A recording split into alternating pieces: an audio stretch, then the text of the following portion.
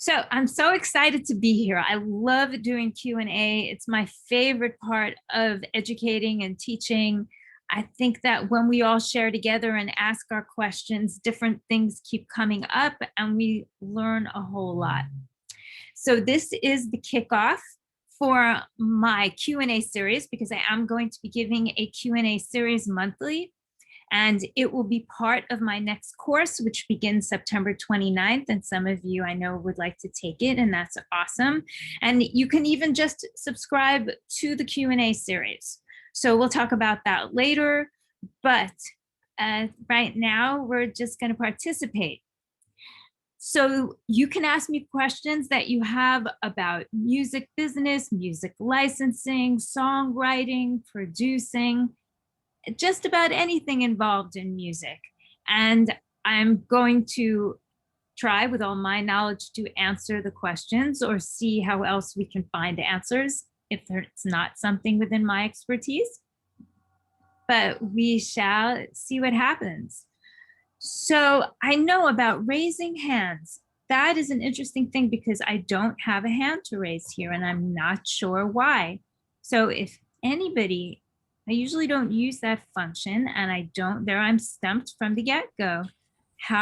Michelle, you go to reactions and then in reactions, oh, reactions. Thank you, dear Patricia. Okay. You're welcome.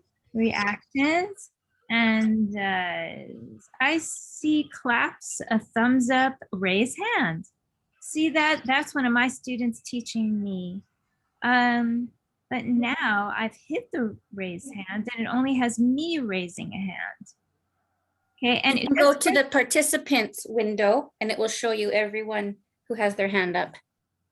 Oh, how interesting. Okay, fantastic. Thank you guys. See that? We all can learn from each other. I love it, love it. Okay, so Patricia, do you have a question since you— I do. You started off. Awesome. I love it. So, you know, I joined Alltrack. Yes. So for anyone who doesn't know, Alltrack is a new US based PRO. It's an alternative to ASCAP or BMI or CSAC. So, you know, I had some songs waiting to be put in the Crucial library. And because they knew I was waiting to leave ASCAP, they wanted me to wait till I had left. So I waited till I left. Then me and all my co-writers who had waited patiently, we all registered the songs. And then the woman I was dealing with at Crucial wrote me and said, "Oh, sorry, we don't deal with Alltrack. Sorry." And I was like, "Oh, okay.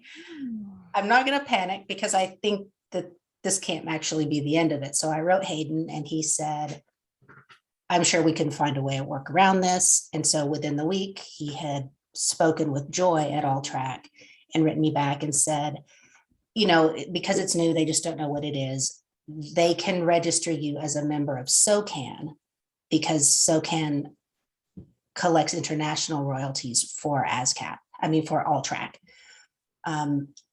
So they can do that, and that's the workaround. So I thought, great. So we did that, but it wasn't that straightforward because then when my co-writers registered, they're all members of BMI. When Tasha, the first woman at Alltrack, went to check, because at Crucial, you know, they want to check that your song is searchable on Songview. Exactly. They don't want to take your word for it. Right. But Alltrack's not going to come up on Songview. That's just ASCAP and BMI. That doesn't either. So that's okay. And right. But then Tasha wrote me and said, "Your co-writers registered wrong and you need to get to your co-writers and have them." So I was like, okay, I will write my co-writers. But here's another screenshot of the Alltrack database that I had already sent. Here it is. You can see they're all registered. Isn't that enough that they're registered at Alltrack? And so then she wrote back and said, "Yes, well, okay, never mind." So my question is, I don't really understand why it works that way. And is this perhaps going to be could it be a problem with production companies who don't know of Alltrack, and Alltrack is never going to be in a drop-down menu, at least not now, of a choice? And even if sometimes I can choose SOCAN, should I? Okay, so here you go. First of all, the whole point is that even though you have it registered correctly at Alltrack, that has nothing to do with ASCAP or BMI. So you have to make sure your co-writers at ASCAP and BMI have the information correctly. So this has nothing to do with this Alltrack. Do you know what I'm saying? This is a separate thing. So when we go to Alltrack now, we found the workaround, right? You did that, and I'm so proud of you for doing that. And SOCAN is working now. But the problem is when Tasha went to BMI and ASCAP to check on the registrations for your co-writers, she found them incorrect. So that's a separate issue. No, she thought they were incorrect because I wasn't there, because it said NA next to my name. Oh, they were registered correctly. You didn't say that. That is very interesting. So she should have known, right? Because she knows there must be a separate database for CSAC and GMR. No. When someone is CSAC, it says CSAC. So the problem here is when what you need to discuss with Hayden, because perhaps this is going to be a difficulty, and how would we know, right? Is the song view is not showing Alltrack. Right. So song view needs to, maybe he can work something out, because the song view will show that I'm CSAC. It won't show anything else, but it won't list me as NA. It will list me as CSAC. Well, but then I had some back and forth with David Street at BMI, and he said, I asked him, can they choose SOCAN, my co-writers in the future? And he said, well, they can choose it, but it won't matter because SongView is only ever going to show ASCAP and BMI. And he said in the email, it doesn't show CSAC or GMI. When I look at registrations, it does show CSAC. So I tell you what, Patricia, let's talk about this off the Q&A. Okay. And let's see how we can work this out and work it out with Crucial. But I think you're doing a good job already in what you're trying to do. So let's do that, because this is complicated and I don't think this will affect anybody here. So, yeah, but I'm always happy to help. So we'll do this. It's so interesting. So I love the conversation and the thought of it. It's very interesting. And for everyone who doesn't know, Alltrack, again, is a new PRO, just like there's GMR is a new PRO. So in addition to ASCAP, BMI, and CSAC, are these two new PROs. And because the PROs are developing themselves, different issues are coming across. So Patricia's issue deals with registering a song at a particular music library and what happens because she is registered at this new PRO Alltrack rather than BMI or ASCAP or even CSAC, which I'm a CSAC writer right now. So just that's the backstory of that. And Patricia, we will work harder on this because this is a very interesting subject that interests me very much. So don't. Well, I felt kind of proud that from now on, anybody from Alltrack who goes to Crucial, they'll know what to do. Exactly. Be very proud. I'm proud of you. So cool. So that said, let me see now. I'm looking down my list. I see Alicia. Alicia, are you here and do you have a question? I'm here, yes. So Patricia's question about the PROs got me thinking as well. I have a song registered with SOCAN and my co-writers are with PRS and APRA. One of my co-writers, we are all self-published except for one, and he is with Sony ATV. So when I filled out my registration, I put our shares in as an equal 25% each.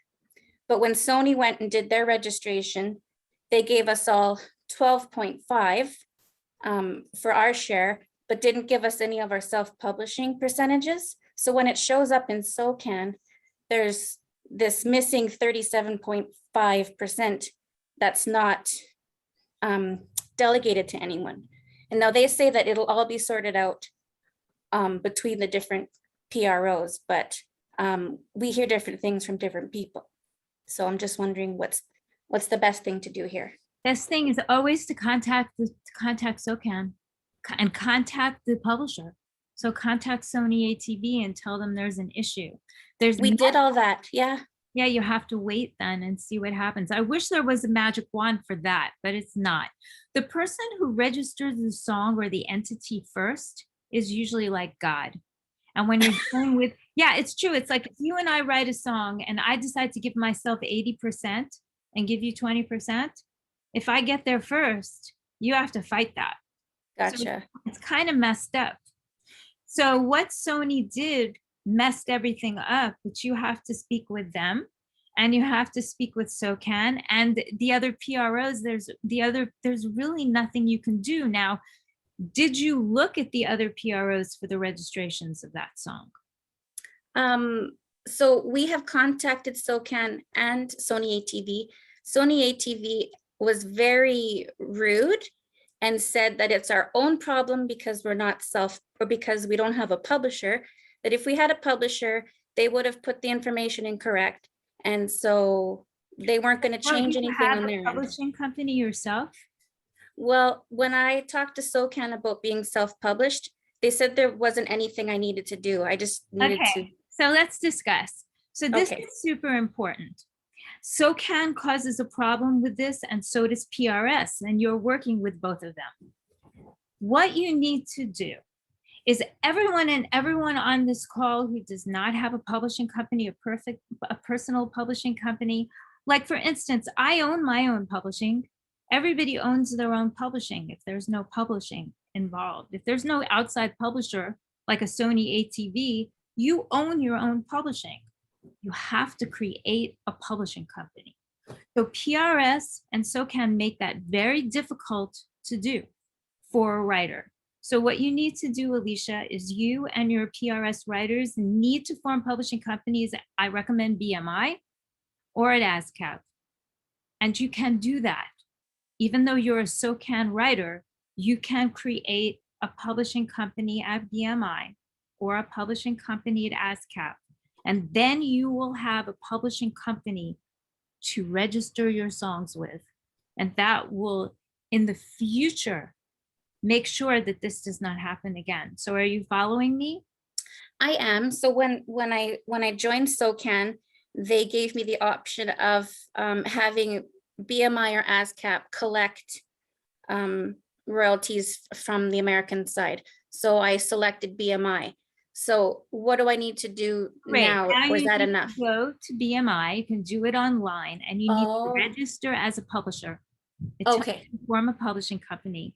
It costs $150 or $250 if you are an LLC, a corporation, but I'm assuming you're not. I'm assuming you're not operating that way. So it's $150 US, and you need to do that. You have to do it. Okay. So Linda is saying you have to do it by snail mail, but my students, Linda, did it online. So either way, you have to form a publishing company. So this will, in the future, make sure this doesn't happen. Basically, none of your shares got taken away, but the problem is the splits are weird because you don't have a publishing company. So all the money supposedly is going to your writer's account rather than being split 50-50 from your writers to your publisher's account. But the problem is that it's not a professional way to do business, and you need to have a publishing company. So everybody here who doesn't have a publishing company, that is essential. You need to have a publishing company in addition to a writer's account at your PRO.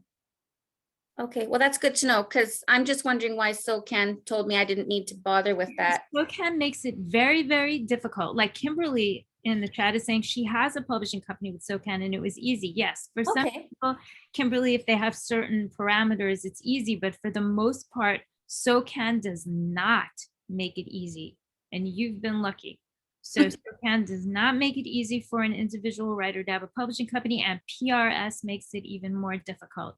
So Alicia, start with that, and that should really eliminate this problem. in the future, but for the one song that we have registered, will it sort itself out It eventually? will sort itself out, but you should need to check. So after you Okay. form your publishing company, which takes a while, can take 6 weeks, 8 weeks, then you have to give them another minute. You would need to check back in a couple of months and then just check with Okay. SOCAN again to make sure that it's all settled and worked itself out. And if not, you'll need to speak with SOCAN or BMI, now that you're actually BMI because you're forming the BMI company, to make sure that it's all going to be settled and divvied up correctly. But the problem is also with these things is connections. So you really want to make a friend at SOCAN, and you really want to make a friend at BMI. You don't want to be just writing to their support, support at BMI type thing. That never helps. You really want to make a friend with somebody there. Get a name, right? If you connect with somebody, make sure you can connect with them with their email again, not the support email or the info at email. Does that make sense? Yeah, I've got a girl I've been talking to, so Perfect. I'll look her up and. Great. And as for the person at Sony AT being not nice, that is most of the music business. It's like, welcome to the music business. Yeah. Most people are not nice. And so we have to work around that, just don't talk to that person again. Call next time, find another person. You know what I mean? Yeah, for Because sure. there's just so many people who aren't nice, and it's very unfortunate. But this should really help you and help everyone here. It's a great thing that we're bringing this all up, that make sure you have a publishing company. For some reason, when we sign up with our PROs, it's like they're banking on us to fail when we're starting out. They're banking on us not to succeed and need a publishing company. That's why they do that. It's less paperwork for them, but it's not professional, and we have to have publishing companies if we are our own publishers, just like me. I totally agree, Michelle. You're awesome. Thank you, Jarrell. Thanks so much. That's very helpful. Excellent. I'm so glad. Okay, so next, as I'm looking down my list of participants here, I see Tony has a question. I see you. I think you're muted. There you go. All right. So my question is about production music. Mm-hmm. And I've been told when you're doing production music that you shouldn't register it with your PRO because when you get accepted into a library, they'll register themselves as the publisher. Yeah, but so first of all, we're discussing exclusive libraries or non-exclusive libraries. Both, I think. No. So they're totally different entities, exclusive libraries and non-exclusive libraries. When you are working with a non-exclusive library, such as the one that Patricia earlier was discussing, then you need to have the songs registered beforehand because they want to make sure all the information is correct as Patricia is having this issue. Then they are going to give themselves a code, or they're going to retitle your song for a non-exclusive library and re-register it. So that is one situation. So when they do that, they're re-registering it, but they're not taking a share of the copyright. So they are not the only registration. It's just a different title change. Now, if you are working with an exclusive library, usually they might take over your song. And if that's the case, if it's already existing and already registered, they will just need to send a letter to the PRO, which is what they do, with the fact that they are now publishing the song, and the registration gets changed with the PRO. But barring that, you should register your songs. The only time I don't register the songs is when I'm doing a commission. Like right now, I'm doing a commission. So I'm actually hired by an exclusive library that's paying me to create songs for them. So now I know in advance I'm the surrogate, and I know not to register the songs because that's a given, they're going to register them. But if I'm writing for myself and then 2 years later I have a song used in a library, then they're going to have to change the registration. Does that make sense? Yeah. Good. So I recommend to everybody here, every time you write a song, register it. Do it so you don't forget, especially if you're very prolific and then you end up with 200 songs you never registered, and that's pain. Every time you finish the song, go to your PRO and register it as the first place to register your songs, because there are other places to register our songs. But I hope that's helpful, Tony. Okay. Yeah, absolutely. Thank you. Cool. Awesome. And as I answer the questions, please put your hand down until you have another question. That would be super, super helpful. So now I see Teresa has a question. Yes, thank you so much for doing this Q&A. Really great to see you again. You too. And my question is, if I am switching from ASCAP to BMI and I have my own self-publishing company at ASCAP, do I need to create a brand new publishing company at BMI, or can I use the same name that I have at ASCAP? No, you cannot. Great question. You cannot use the same name. You need to create a new name because that name has already been used. For instance, I was at ASCAP for a minute, and my company at ASCAP is called Still Sweeter Songs.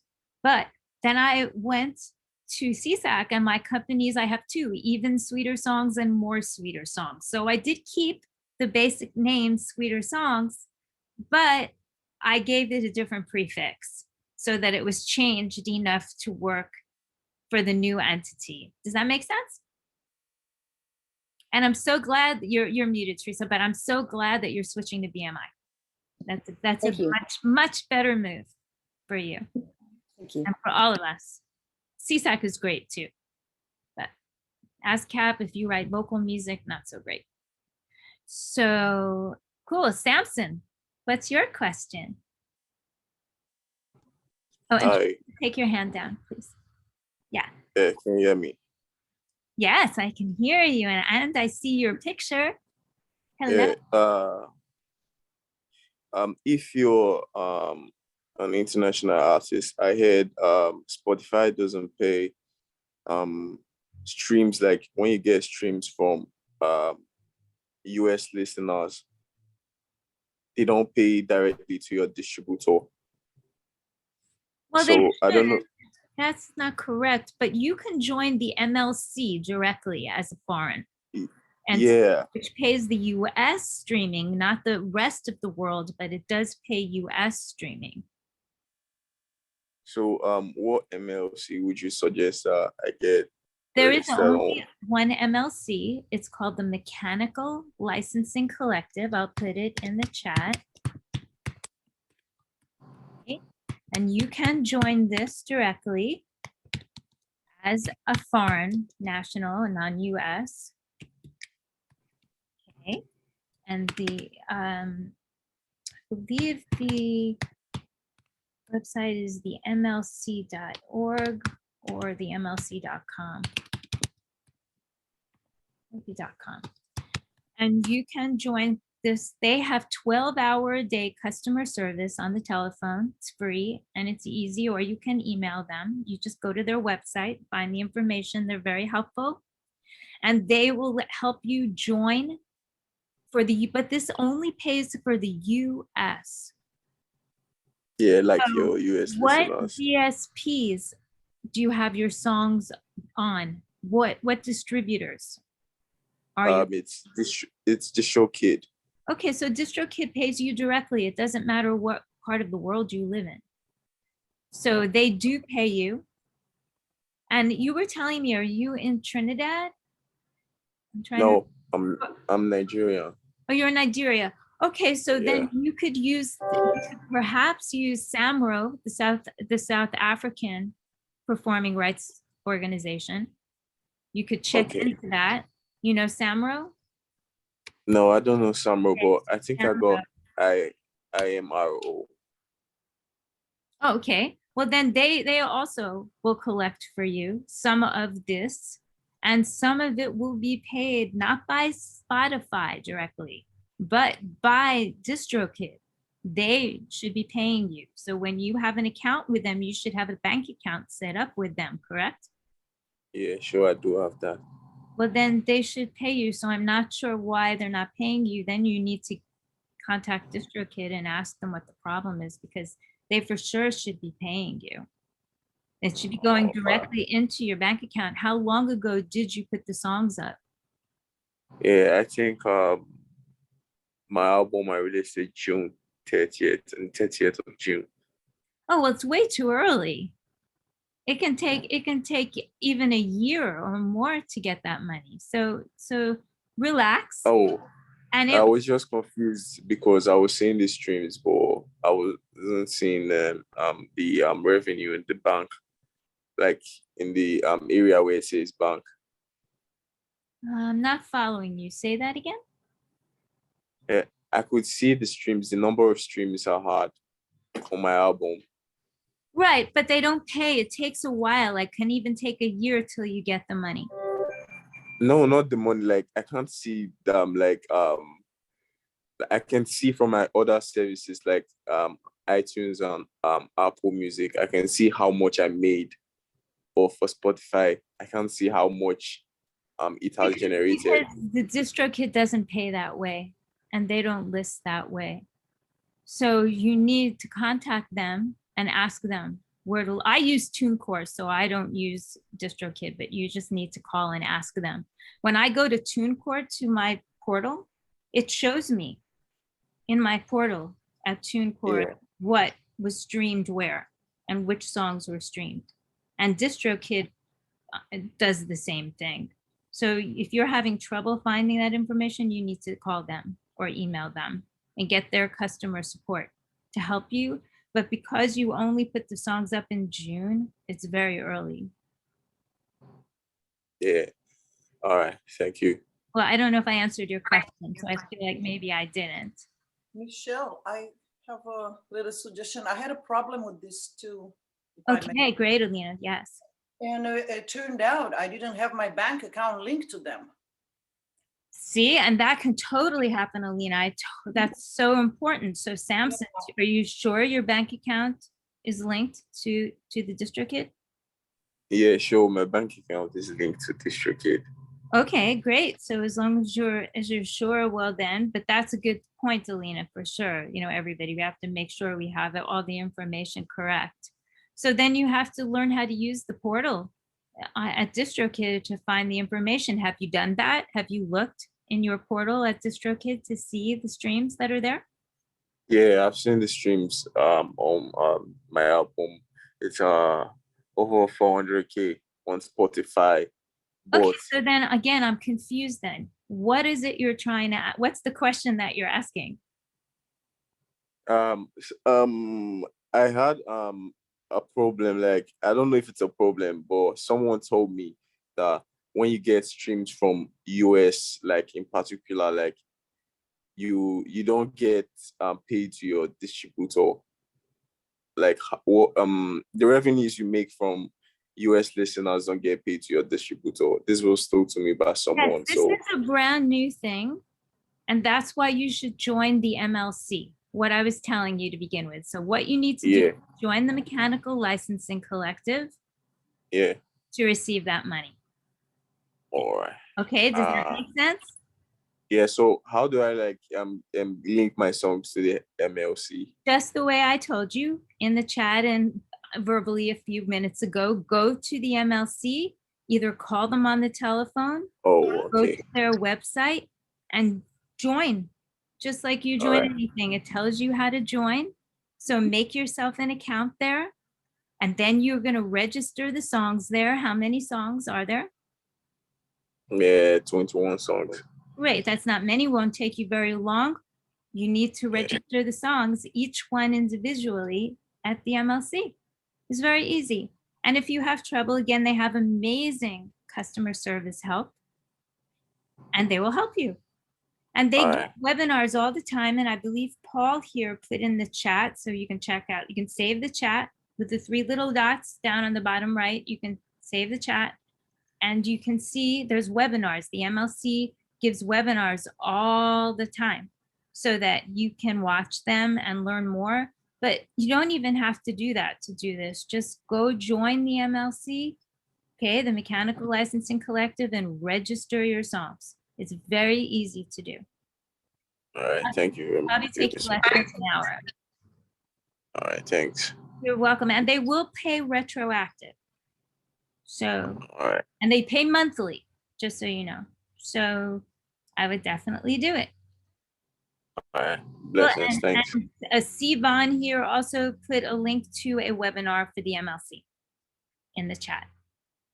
Okay, so check that out. And their webinars are great. They give webinars all the time. Good. So now, is that more helpful, Samson? He disappeared. Yeah, thank you.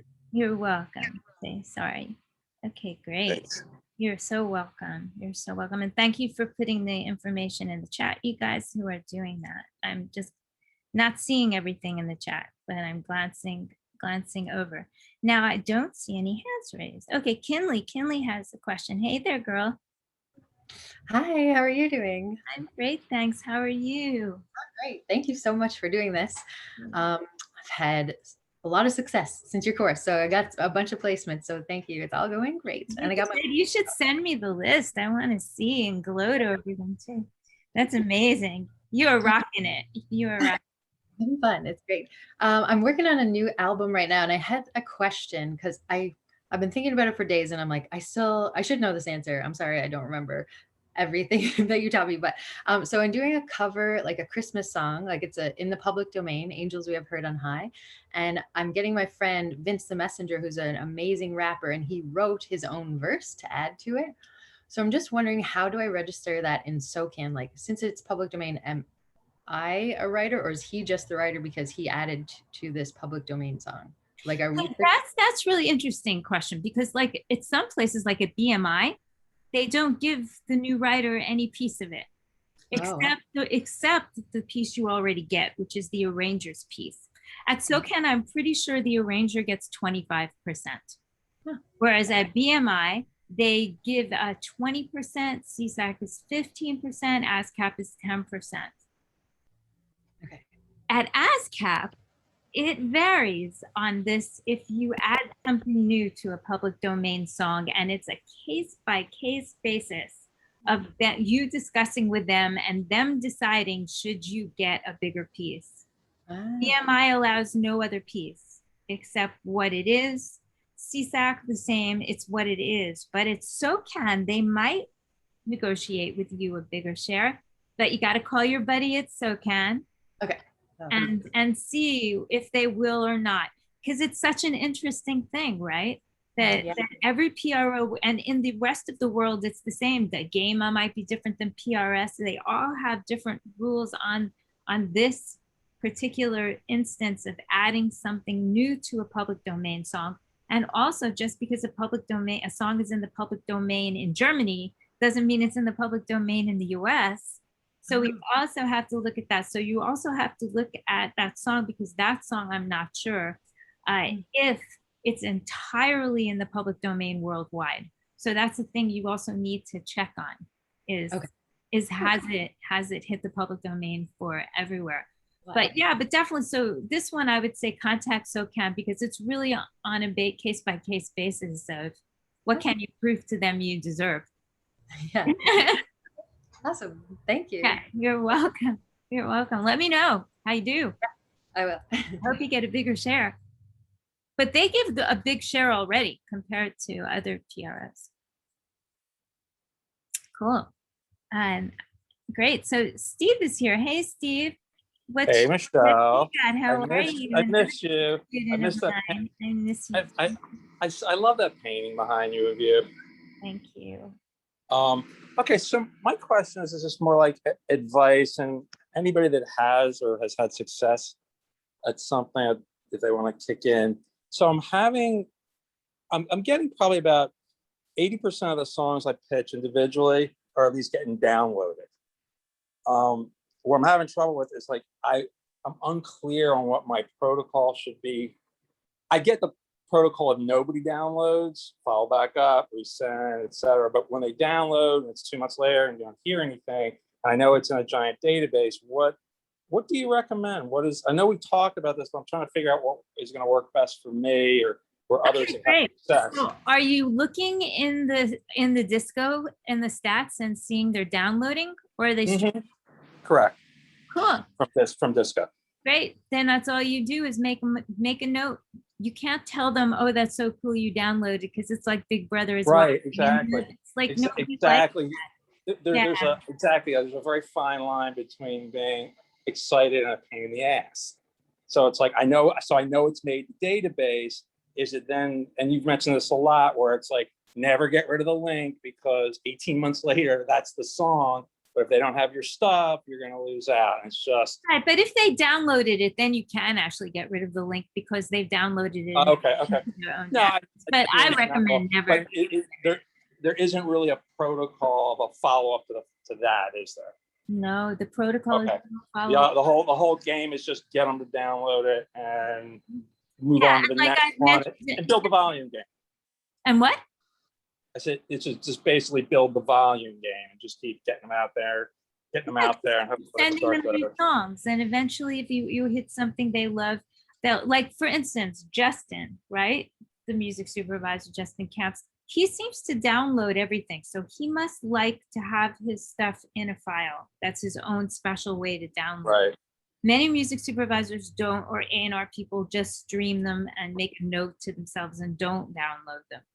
Either way, it's not correct for us to be saying, hey, I noticed you downloaded, or you. Right, exactly. It's not polite. So we Yeah. have to let it go and hope that eventually they're going to come to us and right, we have the right thing. Yeah. And like I said, I've gotten songs recorded that are 28 years old, I mean. But I figured it's just volume and just keep at it each week and just keep pushing, and eventually this single start to place itself. Okay.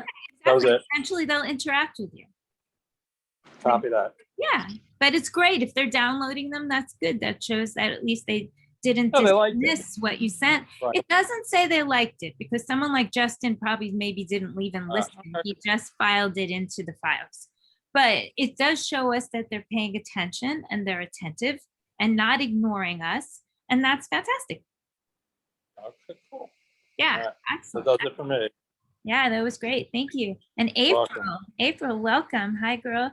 Oh, hey. And don't forget to put your hands down if you ask a question for now.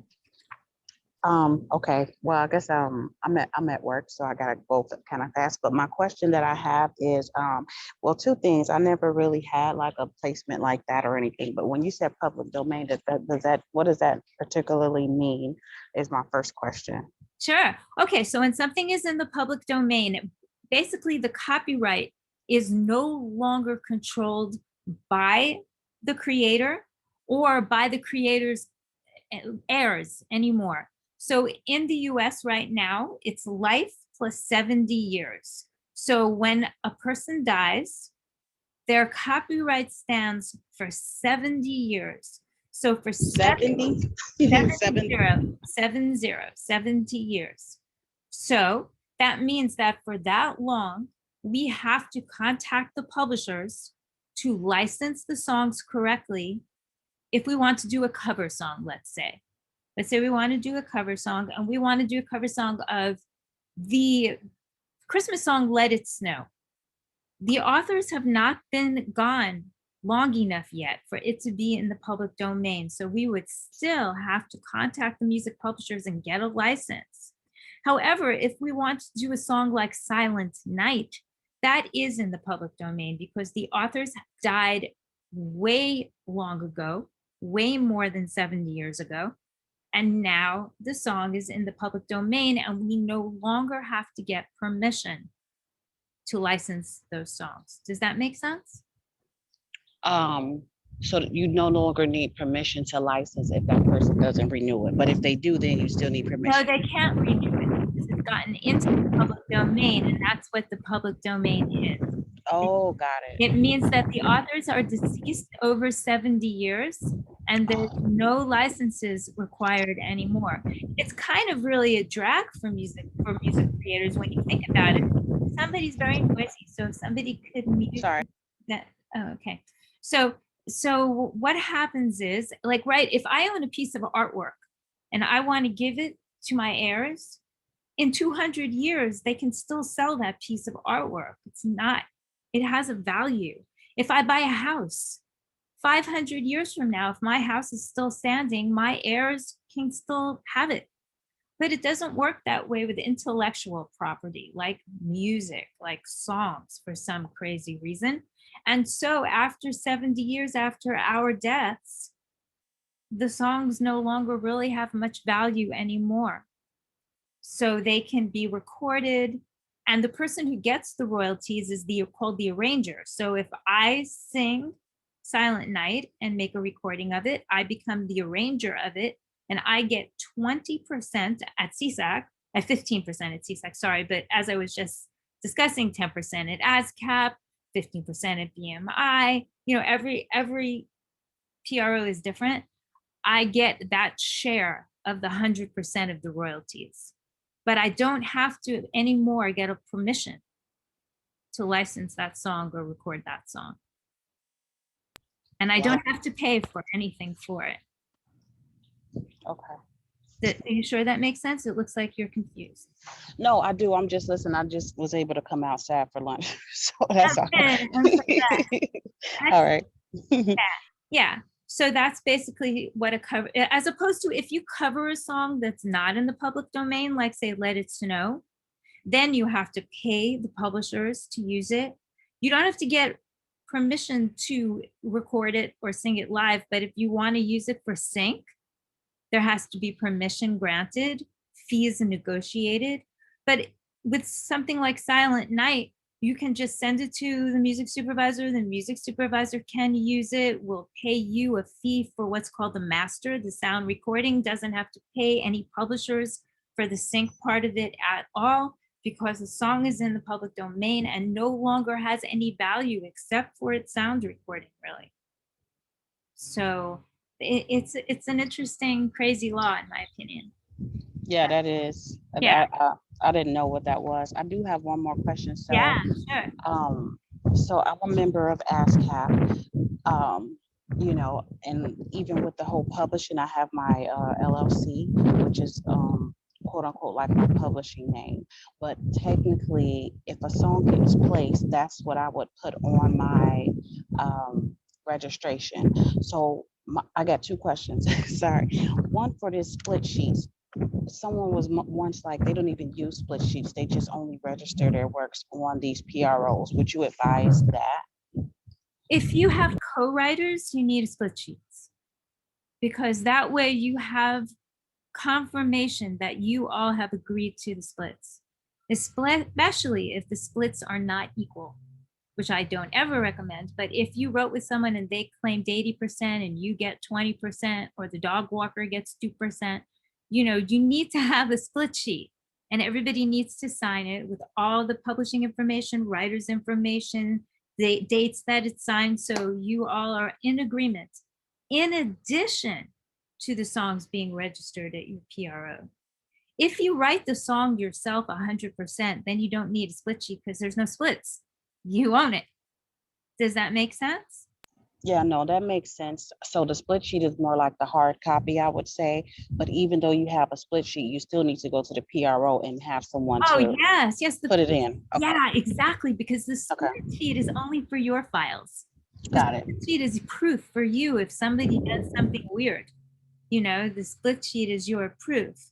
But PROs can't pay you from the split sheet that's filed in your file cabinet or in your file in your computer, right? So they need you to register the PRO. Now, as for your LLC, they don't care if you have an LLC, the PROs. They only charge you more to register it, but they don't care. So they are not paying you based on that. They're paying you based on whatever revenue is coming in that you deserve. So do you have a publishing company as well as a writer's company at ASCAP, April? So what I have is I have myself registered as my writer, and then I have my LLC registered as my publishing company. Great. What's the name of your publishing company? 4 Generations. Perfect. So then you have both. So that's all you need. But whether it was a DBA or an LLC or nothing even, doesn't matter to the PRO. They still will pay you to that company. Yeah. So just so you know, but it's great that you did that. That's great. If the accounting works better for you that way, that's great. Good. So you've done it right. You're welcome. Thank you. You're welcome. Good. All right. So Rogerio is here. Hello. Oh, you're muted.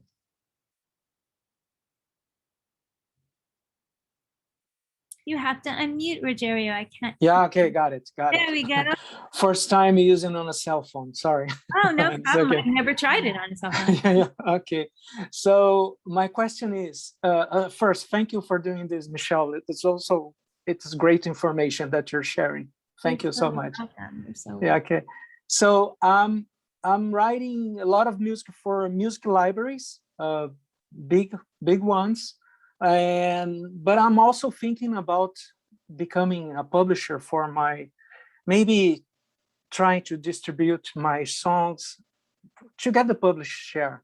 But I'm thinking maybe you can give me some advice on this, because music libraries, they already have a network of distribution, like other countries, sub-publishers.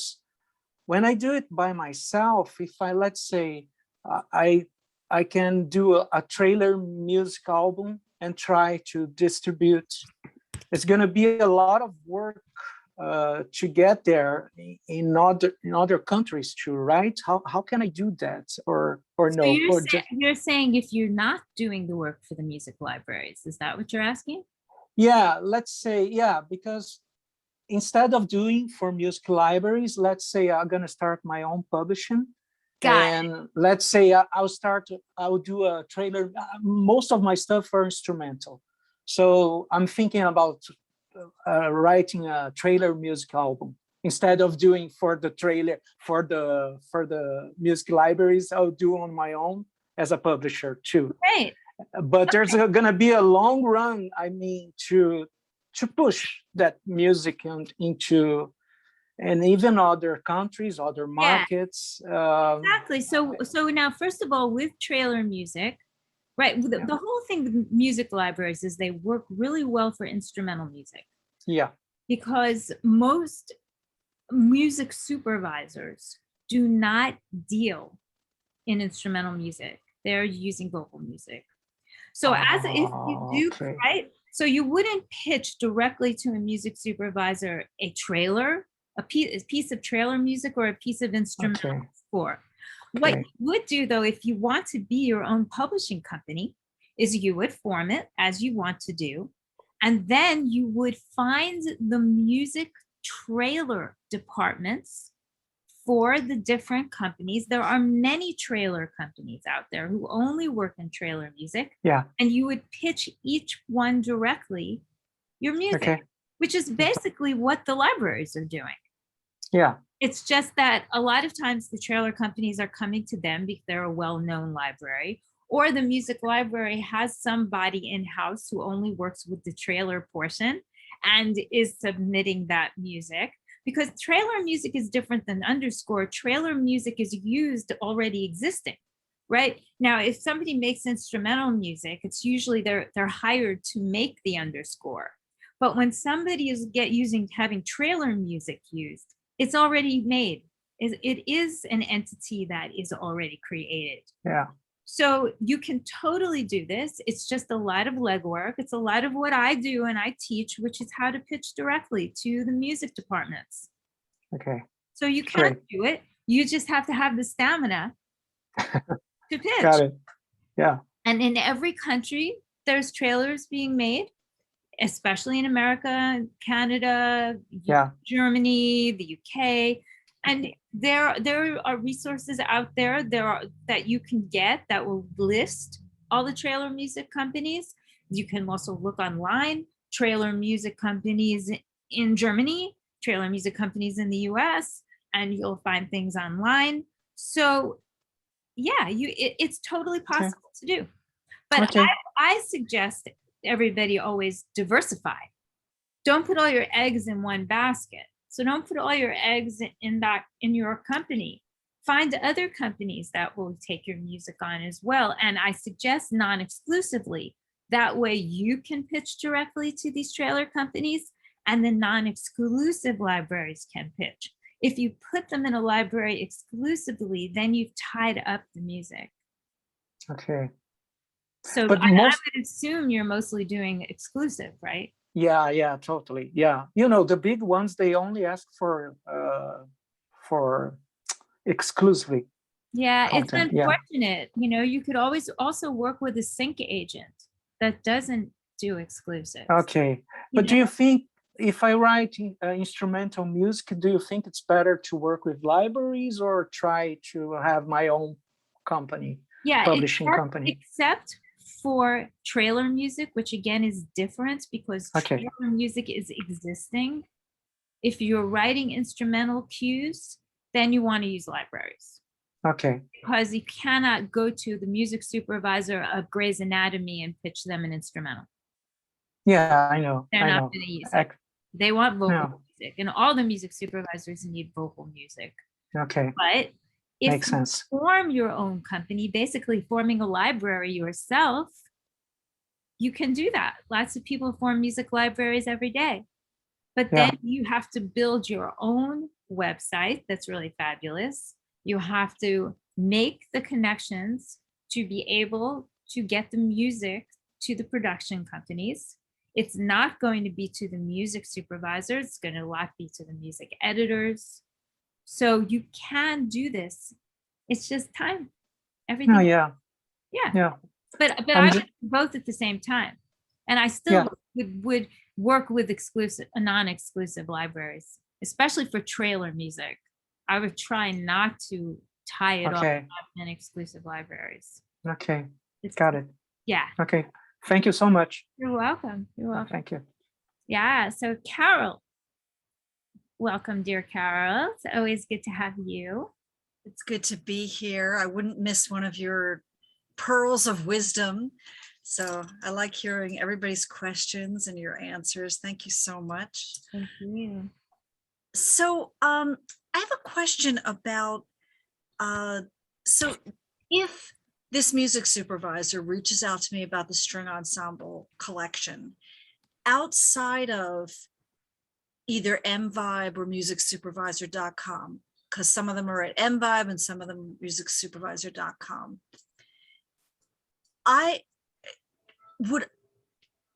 am I supposed to be clearing them with the original publisher, or would the music supervisor do that?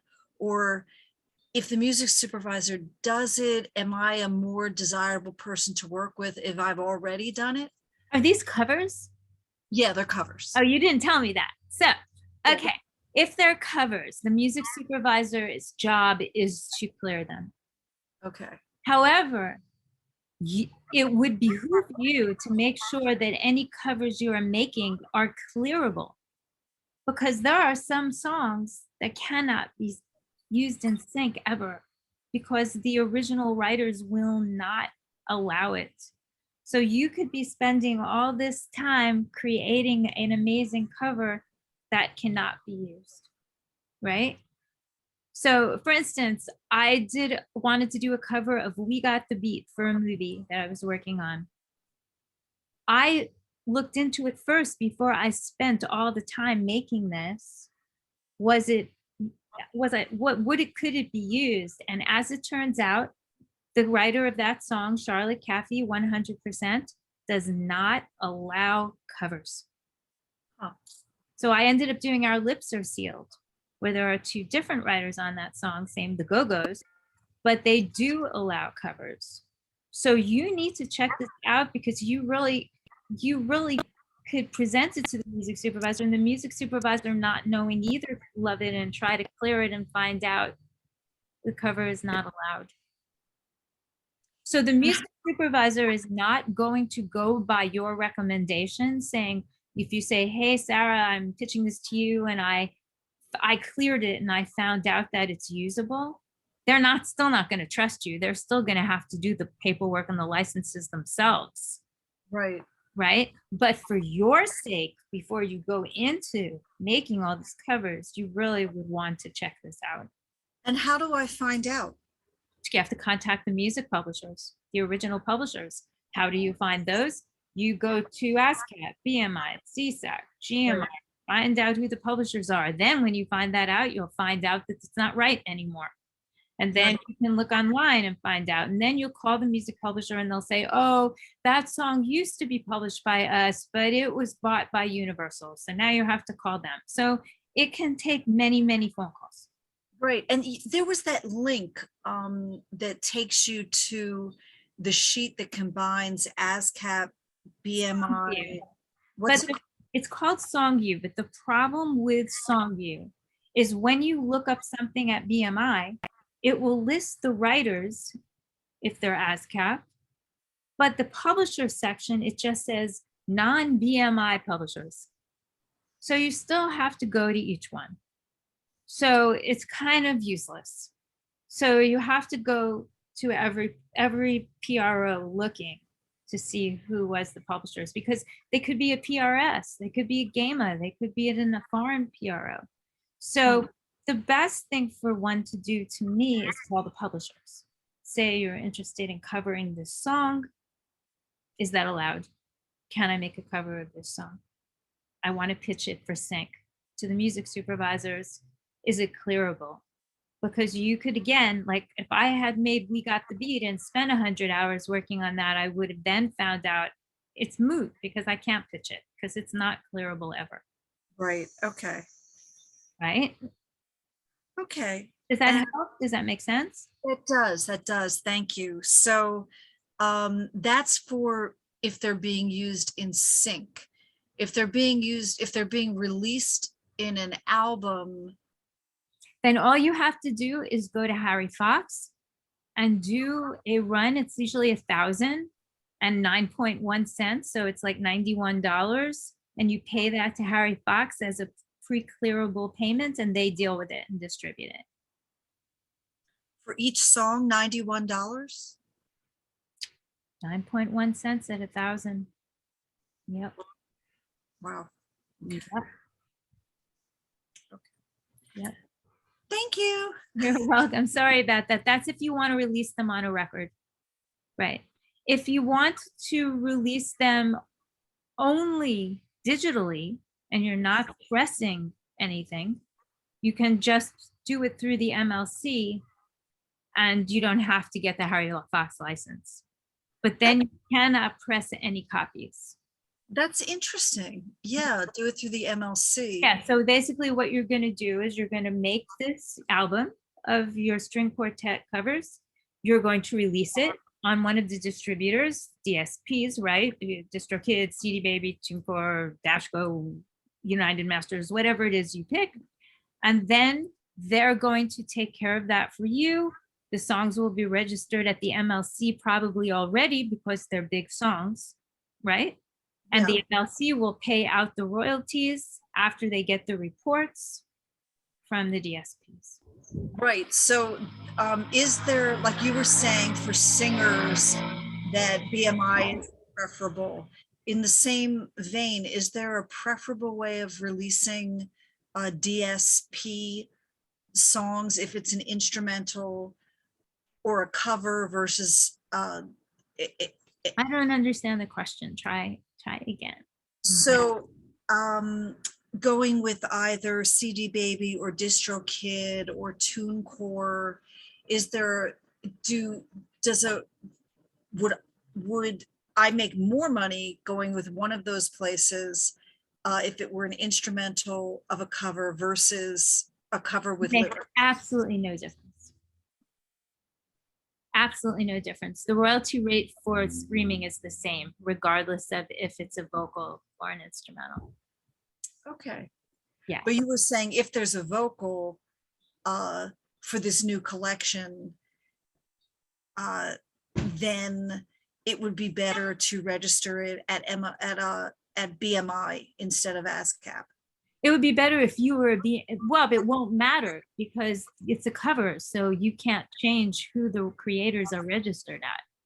That makes no difference to you. You can't get any portion from a performing rights organization. They're covers. The money doesn't go to you. The money only goes to the creators, to the original writers and publishers. So the vocalist doesn't make anything? No, only at Sound Exchange. Okay. So the vocalist needs to be registered as the featured artist at Sound Exchange, which is Right. not a PRO, and it's a neighboring right, and it's completely different. I remember that from class now. Yes. Yeah. So when the PROs, for everybody who's here, performing rights organizations only pay writers and publishers. They don't pay the singers, the artists, the producers, the musicians, anybody else. They only pay royalties for the writers and the publishers. And so if you're recording covers, you do not make anything from that. That money goes to the writers and publishers of the song, the original writers and publishers. So there is no money for you from a PRO for a cover, and for your own original works, that is when you get paid from the PRO, but you don't get paid as the singer, the artist. So that's really important. And no PRO in the world pays the artists, the musicians, the producers. That only is through other avenues, which are called neighboring rights, which the US has very little of, except for sound exchange. So sound exchange is for vocalists. Is it also for performers, for musicians? Sound exchange pays 5% out to the SAG and AFTRA fund, special fund, that pay to background vocalists and musicians through AFM, the musicians union, a small teeny tiny piece. So out of the money that goes to sound exchange, 5% of every song goes to those funds. So they would have to be registered at those funds to get that money. And do you recommend that vocalists register with a union with No, definitely not. But you don't have to be a member of the union to get that money. Okay. Yes, that is a special fund because sound exchange divvies up the money 50% to the featured artist, 45% to the master owner, and 5% of the master share goes to that tiny little fund. So you don't have to be a member to claim the money. Thank you. You're welcome. But you do, you do want to have some kind of notes or liner notes or something that delineates who the musicians are, so it's easier for them. If not, they have to go fighting with the SAG after AFM going, well, I swear I played drums on that. That way at least they have some proof. Well, for the string ensemble pop covers, reimaginations, those are all work for hire sign-offs. Every piece of paperwork is there for every single song, every player who was on any of them. Great. That doesn't matter. That matters for you so they don't come after you and say, hey, I never agreed that you could use what I played. But in terms of the sound exchange or the payment fund, that doesn't matter. They're not going to ask for that. That's to protect you. Do you think I'm supposed to list them as featured artists? Only if they're featured artists. Well, I mean, it's the string players themselves from the string ensemble. Well, they can't all be featured players. So you could have a first violinist who's okay. Have a piano player, who's the featured player. There could be one entity who's the featured player. I would feature the arranger, Deborah, who she does the classical piano and all the arranging. Yeah, so she could be the featured artist. Exactly. Yeah. Okay. And for this is a little tricky. So you might want to call Sound Exchange. They're great on the phone. You get them on the phone in 5 minutes. They're very quick. And you might want to even discuss with them, hey, I have a string quartet or I have a full orchestra, and how can I best get them paid? And I would think they're going to tell you what I'm telling you, but you can see. It could be that you register, let's say it's called the String Collective. You make them the featured artist, the money comes to you, and you divvy it up amongst them. Right. That could work as well. You know what I mean? Yes. But if you do that, the money is micro pennies. So you might be divvying up a quarter of a penny to each person because the money is so small. Can I ask you one more question? Okay. Thank you so much for your patience so far. This is on the community song question, the version of it that has 5 different singers. I I wanted to release it on a place like Bandcamp, so that at this point, I don't think the streaming, I want to release it on Bandcamp because I would like to donate a big percentage of, if people buy it, to the arts organization that commissioned me to write the song. So even though they commissioned me, I own all the rights to it. I own the master and the publishing and the writers. But what I want to do is I want to donate money back to them. And I think that going through Bandcamp might be the easiest way to do that, because people just pay their dollar, or they can pay whatever they want. I think they can pay, they can choose what amount they want to pay. And then I distribute the money afterwards. Sure, you can do that. Yeah. It's your choice. Okay. And once I do that, let's say that I want to distribute the song streaming, but not with all the different people in it, just with me in it. The fact that it already was distributed through DistroKid, is that a problem, going back to CD Baby and doing it as a different version? No, because it's a different ISRC. It's a whole different recording. It's like a cover of your own song. Yeah. And you can do that. Okay. Yeah, for sure. You're just covering your own song. Thank you. You're welcome. But does that make sense? It does. Good. Yeah. So they're paying based on ISRCs and releasing based on ISRCs. So it's good. Okay. Thank you. You're welcome. Okay. So is anybody that has to leave right now have a question? Let's go there. So if I can answer something of theirs if they're running out. Just hop on mic and say you have a question, you have to go.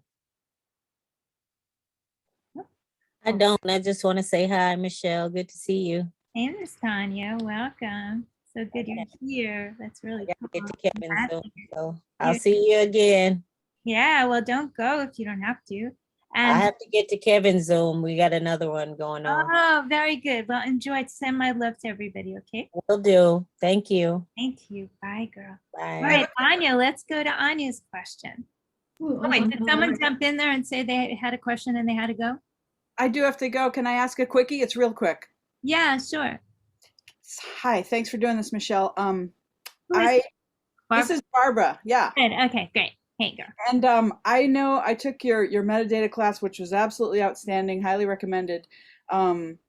You mentioned that all those little teeny licenses that Music Report sends us, that we should just opt in. Can you just quickly remind me why? Yeah, because you want to get paid, and if you don't opt in, you won't get your pennies. And so those are just Music Report is working with little companies like, well, and some big like Peloton, like Deezer, like Equinox. So, and they're paying on those. The licensing money that maybe your songs might be used on a Peloton bike, then that's how you're getting paid. So if you don't opt in and agree, you just don't get the money.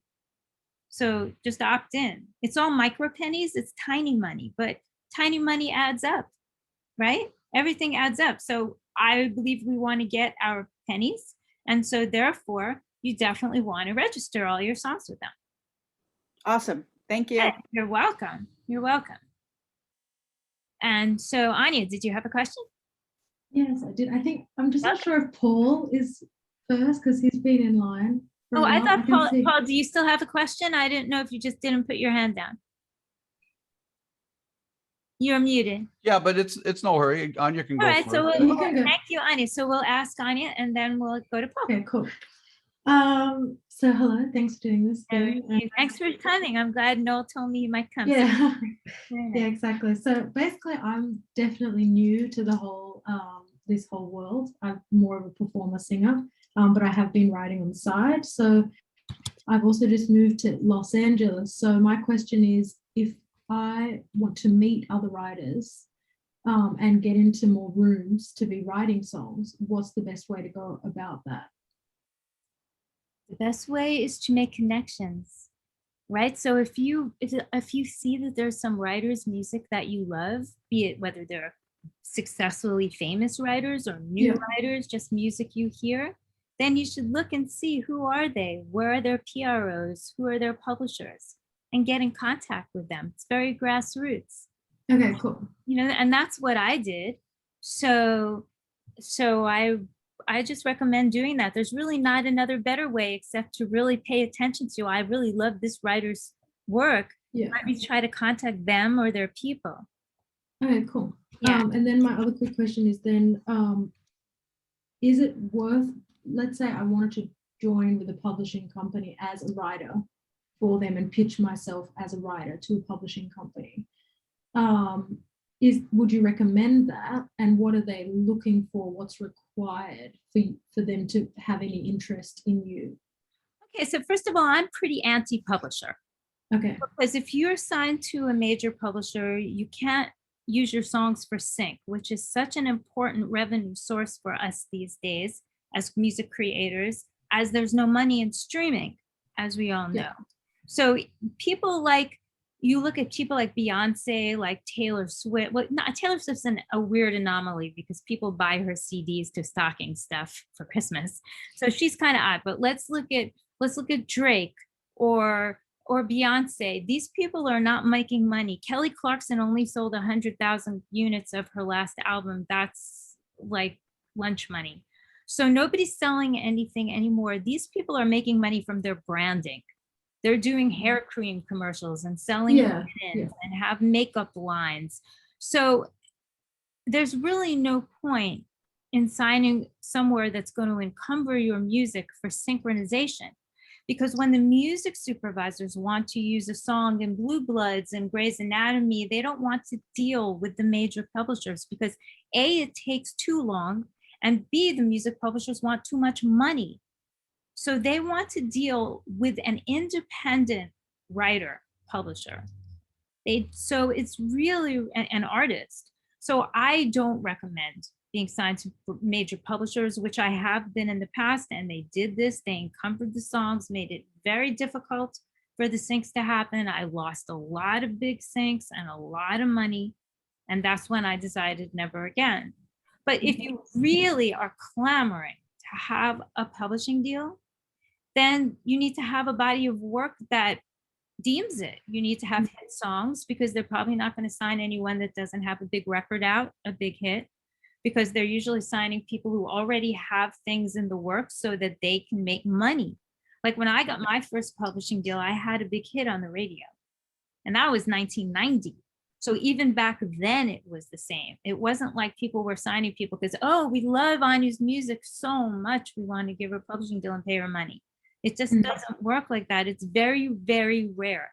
That's anything is possible. Like anything is possible, but the possibility of it, very rare. So you need to work on getting your songs cut by artists if you want a publishing deal. You need to work on getting syncs so you have revenue that the publishers can collect on by taking away a percentage of your publishing that you already placed. Okay, so not recommended. So then I recommend it. So you were talking before about setting up then your own publishing, registering for $150, and you said with that you prefer BMI. Yeah, it's $50 at ASCAP, but BMI is much better. Okay, because I'm already signed up with not with as a publishing company, but signed up with Coda in Denmark.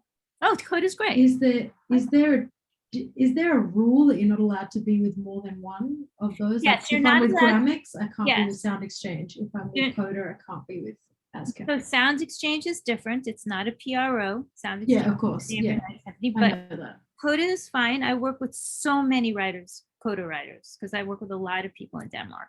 And Coda is totally fine, but then you would want to have a publishing company better at BMI.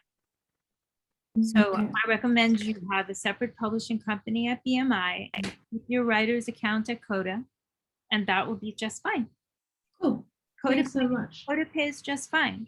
Yeah. And should you ever decide that you want to be more US based, then you can join BMI as a writer in lieu of Coda, but it's not really necessary. But you do have to monitor. The only thing that happens is that when you're at Coda is it's taking you longer to get paid for your US music. Because it takes the PROs, just like if I had a big hit in Denmark, years ago. And it took longer for me to get the money from Universal than the Danish writers to get the money. Okay. Because I'm here, but Yeah. that's okay, right? Okay, cool. Good to have a little money coming. Yes, exactly. Yeah. Great. Thanks so much. You're welcome. So with some people more are leaving, I'm just going to say quickly, I'm going to plug my Q&A series, because I'm going to do a whole series of this and my 16-week course, because at the Q&A, of course, we're just answering snippets of questions, but the course takes you from A to Z in terms of pitching, licensing, publishing, all this kind of yummy stuff. So I'm just going to throw that in quickly, and you'll get emails about it again on the 15th, but just because some people are leaving, I'll just mention that. And if you sign up before the 26th, it's $500 less. So just look out for the mailers that are coming, everyone who's leaving.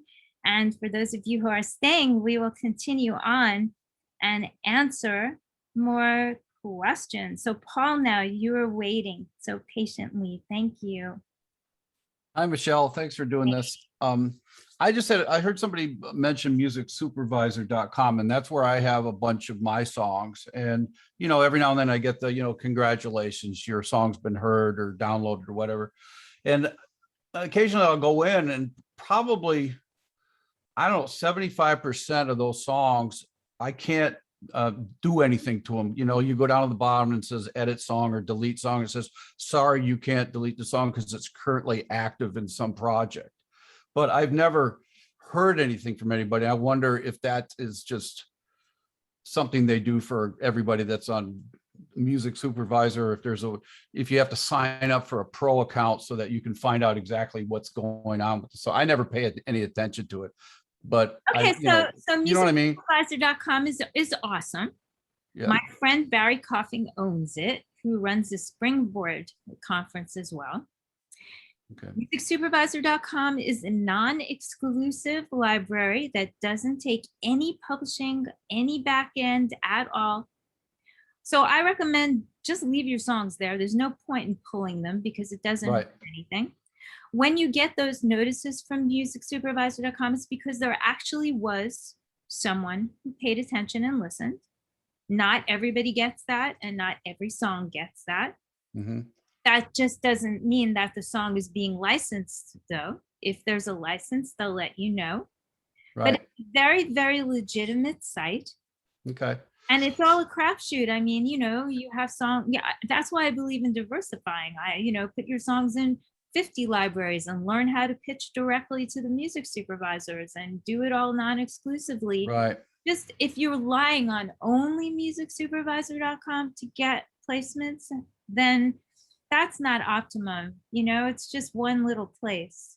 Right. But Okay. that said, it's a great platform, and people do get syncs from that platform. And also there is a person who works at musicsupervisor.com who I know well, but I don't know, he swears this. So his name is Julius Robinson, and he works there, and he swears that if you bring to his attention songs that you put up on the platform, that he will personally listen to them and keep them in mind when he's pitching. So I've never done it, even though I'm friends with Julius. I have actually not done it with him, but I do say if he says he'll do that, because I'm in some special private thing with him. If he says you try it, you can. Yeah, I mean, I said that. Hey, Michelle said that you'll listen if I bring this to your attention. He can't cut anything or place anything because he's the middleman. He's pitching the songs, but he says he will pay attention to them if they're alerted to him. So maybe they will. Yeah, I was just kind of curious as to why it says it's involved in a project, Yeah, you write what that means. Write Julius at musicsupervisor.com, Julius Robinson, and ask him. Cool. Yeah, maybe somebody is thinking about it, So that it's a good platform, and people do get syncs there, but nobody gets a lot of syncs from anywhere. Like you might even have a personal sync agent, and every 2 years they play something. I mean, Yeah, Okay. the best odds are to learn how to pitch yourself Yeah. directly. Those are the best Okay. odds. And then to diversify and have lots of music libraries with your songs and lots of sync agents with your songs. And you know what Cool. I'm saying? And every so Yeah. often, something happens. And that's the best. Yeah. Yeah. Very cool. Well, thanks, Michelle. You're welcome. You're welcome. So let's see. So now we have Sivan. Hi, Michelle. How are you? I'm good. Let me take my hand off before you tell me. So it's great to see everyone. So I just wanted to ask you, I've been doing this for a while now. I started out as a writer, producer. Now I manage artists and songwriters. And maybe like the majority of the people on here, I went through the paid subscription companies like way back when, Music X-Ray, Taxi, Broad Jam. I mean, you name it, I went through it. But you said it's all about establishing relationships with music supervisors. So I've been fortunate enough to do that. My question to you though, what is your take on subscription services like those? They're horrible. They're awful run. Anything that makes you pay to pitch like those services do are horrible. They're a waste of money. To me, they sap people's last dollars away, you know, when they're just so desperate and trying to get something happening. They just don't work. Now, Music X-Ray, for instance, if you go, I have scoured their website and I have written them many times and they don't reply. What placements have you actually gotten? And they have not gotten any.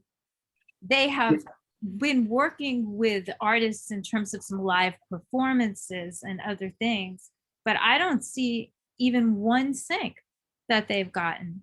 So, you know, Taxi, I know a couple of people who have gotten a placement, but to spend all that money pitching to any company is not correct to me. Oh, no. And I subscribe to that as well, because as a manager, you know, I'm baffled by people that pay managers and that pay agents. Like I tell them, when we make money on their behalf, they make money. That's the whole goal. That's the idea. That's the legitimacy of it. However, like yourself, I do know some people that have had some success with Taxi, and it varies. But I tell people all the time, you think about it, it's like buying a lottery ticket and everybody is pitching for this one particular thing. And so you'll get a gazillion $5 submissions and only one person benefits from it. And on top of that, they have an annual subscription, you know, so I don't know, but I just wanted to see what your take. I just feel like they prey on the dreams of some fallen soldiers, or kind of like that Hollywood of broken dreams where people just try to, you know, take advantage of it. Yes, I completely agree with you. All right, I'm going. So everybody should run from those, in my humble opinion. Yeah, waste of time, money, and heartbreak too, to spend all that money like that. That's not optimum. Optimum is learning how to pitch directly and getting your songs to the power of people directly. And also, before I leave, for everyone, please utilize Facebook. There are gazillion sync groups, but I tell you, it's all about establishing relationships and networking. Just from 5 groups that I've joined over the past 3 weeks, I've had 15 pitches and 4 placements. Matter of fact, I just got a $200,000 offer for one song. So it's like the biggest one, but it's all through networking. It didn't cost anything, just joining different groups on Facebook. Yeah, they're great. I agree. I'm a member of a lot of them. They're a great group. So good advice. Thank you. Thank you. And Akash, how do you pronounce your name? Yes, ma'am, exactly. You pronounce. Very nice. So thank you so much for doing this today. And for information, I'm actually the student of Miss Barbara Lounge, which was Loranga, which was just here. She went away. So she gave me a reference. So I have no idea about what is going on. I'm just trying to keep up with you guys. I'm in a class. I'm a singer-songwriter, so I'm trying to basically learn as to how to safeguard myself from all these music labels, you know, mainly when they take all the chunk and we don't get anything. So can you tell me as to how should we go about this as like a complete beginner? Like how should we, and being a singer, songwriter and vocalist. And also one thing you mentioned is we should choose BMI for vocalist over other things. Why is that? Okay, so let's start with the BMI, not for vocalists. As I was saying, BMI does not pay vocalists. BMI only pays writers and publishers. Okay, where do you live? Do you live in the US? Yes, I live in Los Angeles. Okay, so BMI, that's a long discussion, but BMI pays better for writers of vocal music, 10 times better than ASCAP. So basically that's why it's better to be at as BMI if you write vocal music. And I do recommend it. Are you ASCAP right now? So I am no one. I have some songs I want to establish, but I'm just starting. So I want to get into the information first before going in. Great. So if you're just starting, then go join BMI. For sure. Definitely. Then it's easy for you. You don't have to leave. So that's fantastic. And then rephrase the other question because that was confusing for me.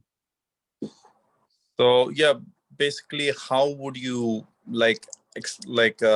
suggest me to go about learning this in a very streamlined fashion without getting confused myself and trying to learn? Learning which?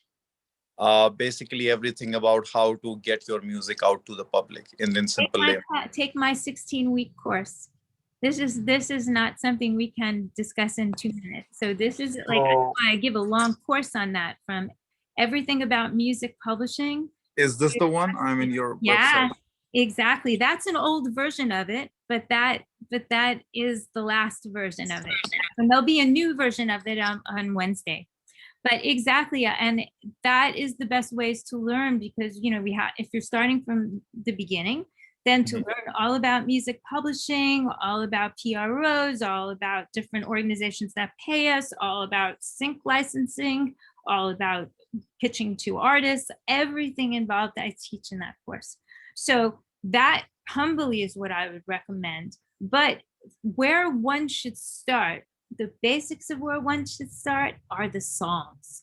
One has to have great songs that are professionally produced.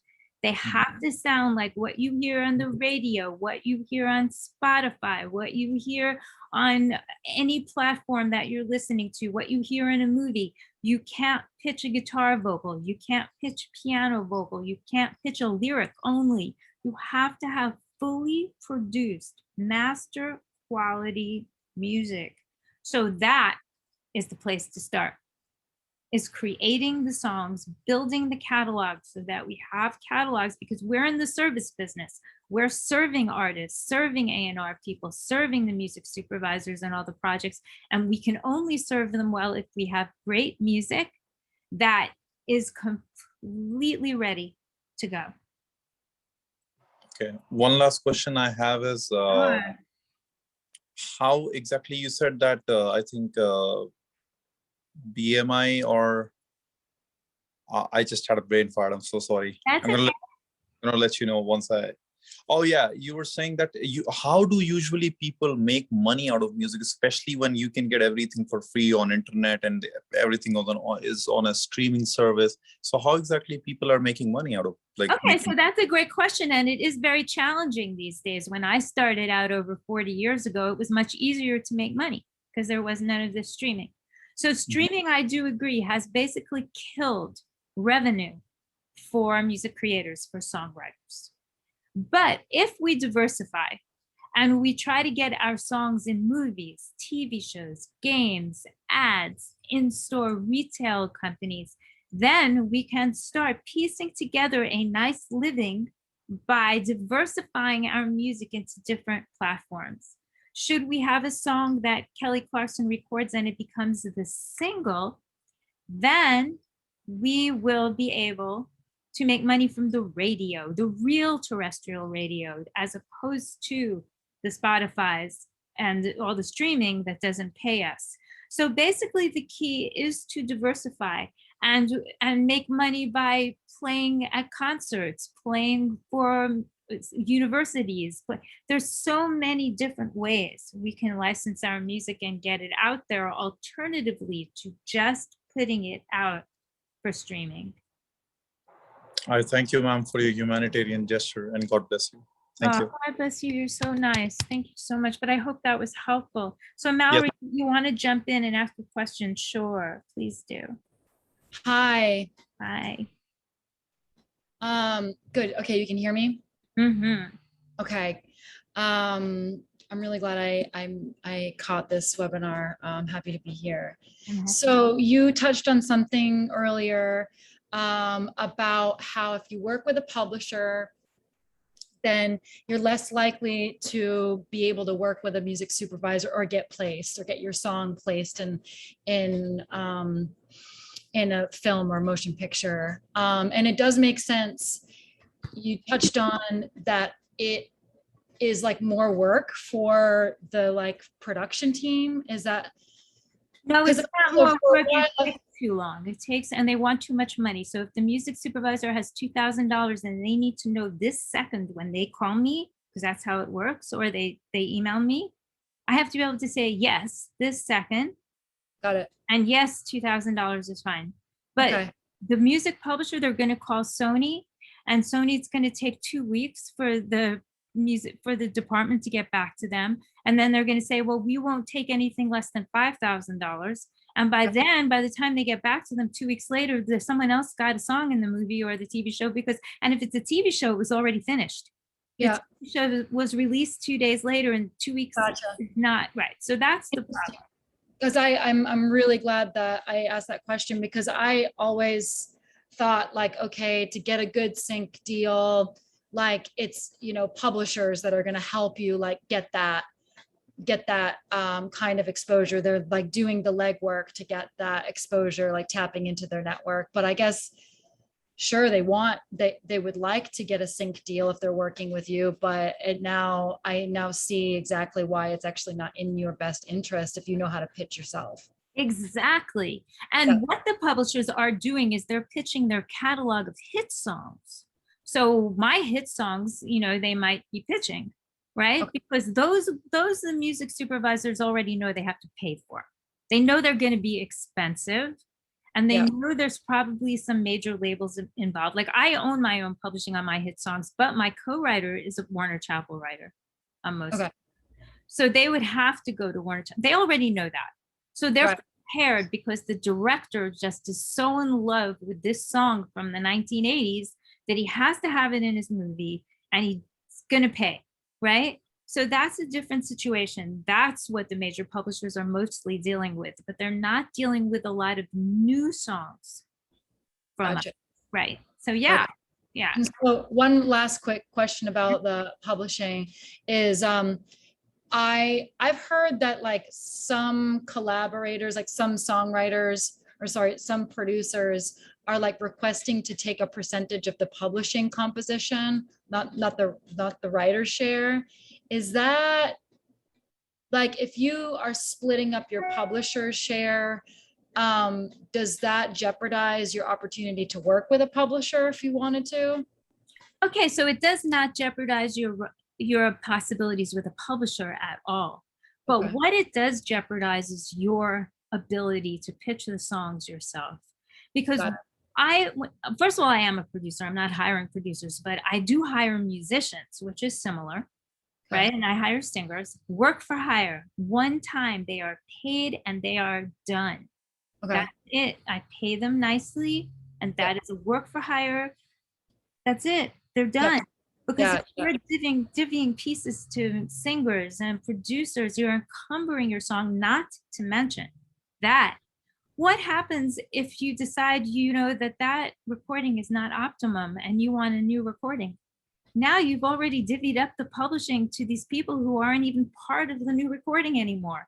Right.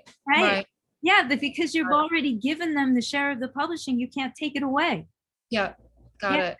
That's right. So you don't want to do that. And it's such a great question and important for all of us here to remember is don't do that. There's so many producers and musicians and singers who want to make money. They want cash money, and we want to pay them. Right. Yeah, that's what I've always thought, and thank you for confirming. Oh, you're so welcome. You're so welcome. Was there anything else that went along? nope, could talk about this for hours, but no. I know, that's the whole thing. It's so intricate, but these are such basic important things. So I'm going to go to Trey because I know he's been waiting a while to ask a question. So Hi, Michelle. hi, how are you? I'm good. I've got a couple of things regarding pay sites that you discussed a second ago. Is there something, since SongTrader bought TuneFind and has raised $80+ million in the last 12 months, are they carving out their own niche? Okay, so TuneFind is awesome, and I use it independently of SongTrader. Same here. Great. SongTrader, if there's free stuff, is okay, right? Webinars. To pay SongTrader to get placements is another place I do not subscribe to. If Okay. you want to do it, I actually do know maybe one person who's gotten a placement through SongTrader, but I know somebody who worked at SongTrader who lasted not very long, who was before then a music supervisor. Right. Very dismayed. Yeah, I just wondered, since they now own one of our best resources, if that was bringing them into a special little place regarding getting good syncs, but I wouldn't be surprised if it doesn't. I was just curious of your thoughts on that. Separate entities. So no, exactly. You're smart. You're smart to already realize it's not a good idea. It's a waste of money. And if you're somebody that has, all kinds of money hanging around, and you don't care and want to do that, sure, okay. But Since they bought TuneFind, you want to do that, I did put 3 or 4 songs on just to keep a worm in the water there. Yeah. To see what There's kind of a action song they title can or for you. can't do. There's a Yeah, I song title. realize. And the other thing I was going to say is on my disco platform, for anybody that's listening, when I pitch a song to a music supervisor, I include a 1-page paragraph document that says the song is pre-cleared, it's a one-stop, and me and the other co-writer have signed it as No, you don't need to do that. You just need to put it in the metadata in your iTunes, in your MP3, where it says one stop, pre-cleared, all in, but and I just went the extra step just so that there's a document. Sure, that's fine. You can do that. I mean, sometimes the extra step is too much for them because they don't want the more paperwork or documentation, but you can share that. Sure, for sure. I realize it gets the preciousness of the music supervisors is sometimes gets a little silly. They want all the information, but you might give them one document too many, and then they don't. It's like at some point you just have to just get a good plan going and plow through and hope that they're not too precious that day. You are exactly correct. Exactly correct. They are very precious to themselves, and thus we have to be serving them and be unto them, and that is the way it goes. It's not much the other way towards us, and that's just the dealio. I realize. Absolutely. Yeah. And when you realize that, like you have, Trey, you have conquered so much of the battle. Right. And I respect that and think it's really great that you understand that. It's really, perfect. Really Thank you. And good for us all to hear. Thank you. So Katrina. Hello. Hi, Michelle. How are you? I am Can you hear me? fantastic. I hear you beautifully. Yes, thank you. Good. A nice voice. Can you? Thank you. I'm in Melbourne in Australia, so it's Tuesday morning and it's nice and sunny. Oh, good. I just would like to know a little bit more about your course. Can you tell us a bit of detail about what you do within the course? I've heard you talk on lots of seminars so far. So. Yeah, my pleasure. I didn't want to be like a hard sell here. I'm not very hard sell as a human, but I'll tell you quickly that my course, this course is a little different from my previous one, but it's 16 weeks. And it starts on music publishing so that we all understand everything, so that when we're dealing with pitching our songs and licensing our songs, we know the lingo, we know what it's about, we understand everything, so that when people ask us questions, which they do every day, we can answer them and we understand what's going on in the business. I teach how to do all the metadata with our spreadsheets, MP3s. I teach how to pitch to the music supervisors, how to write letters to them, how to approach them correctly, how to find them, how to research everybody, how to get paid, how to read royalty statements, how to read the contracts and the licenses and understand what they're saying, how to pitch to artists and A&R people and different platforms that also can generate income for us. So basically, I'm teaching all that, how to read cue sheets, which are so important for the cue sheets that for the music that we get in movies and TV shows that the PROs require. I teach about the PROs and CMOs and all the publishing companies and record labels and how artist royalties are paid. So all of that yummy stuff that I personally love as much as making the music. I love the business, and I teach it from a perspective of someone who is the creator. So if you go to a panel of music supervisors when they're trying to get rid of us, right? They're telling us things to keep us away, but I'm going to explain, no, this is how you get to them, and don't pay attention to those things, and how we maneuver from our platform. So basically, it's all of that, everything involved in the nuts and bolts of pitching and licensing and music business, and also song creation if someone wants to discuss something creative. But as you can see, like on this Q&A, almost no one asks much creatively, and not in my classes either. It's pretty much people want to know how to make money. Hey, Right? Michelle, I've got to run. I want to thank you. Oh, you're welcome, Alan. Thank you. Do you have a question you wanted to make before you leave? Well, the only thing I was going to ask about, that song, that video that we're doing on that ham radio thing. And Okay, so can you hang on 1 second while I just finish up with Katrina? Sure. Okay. Great. Awesome. So Katrina, was that helpful? Yeah, that was great. Thank you. You're Appreciate welcome. And did you have anything else you wanted to ask right now? That was it. Cheers. Okay. Cheers. Thank you. All right. So Alan, go for it. Okay, Michelle. So you understood what they did was they happened to love this song from the ham radio people, and they want to do this video of that. They want to dissect the video. That's their plan, is to know everything that we did in the video, everything we did on each song, every word on this song. So it's kind of beyond that in some kind of a,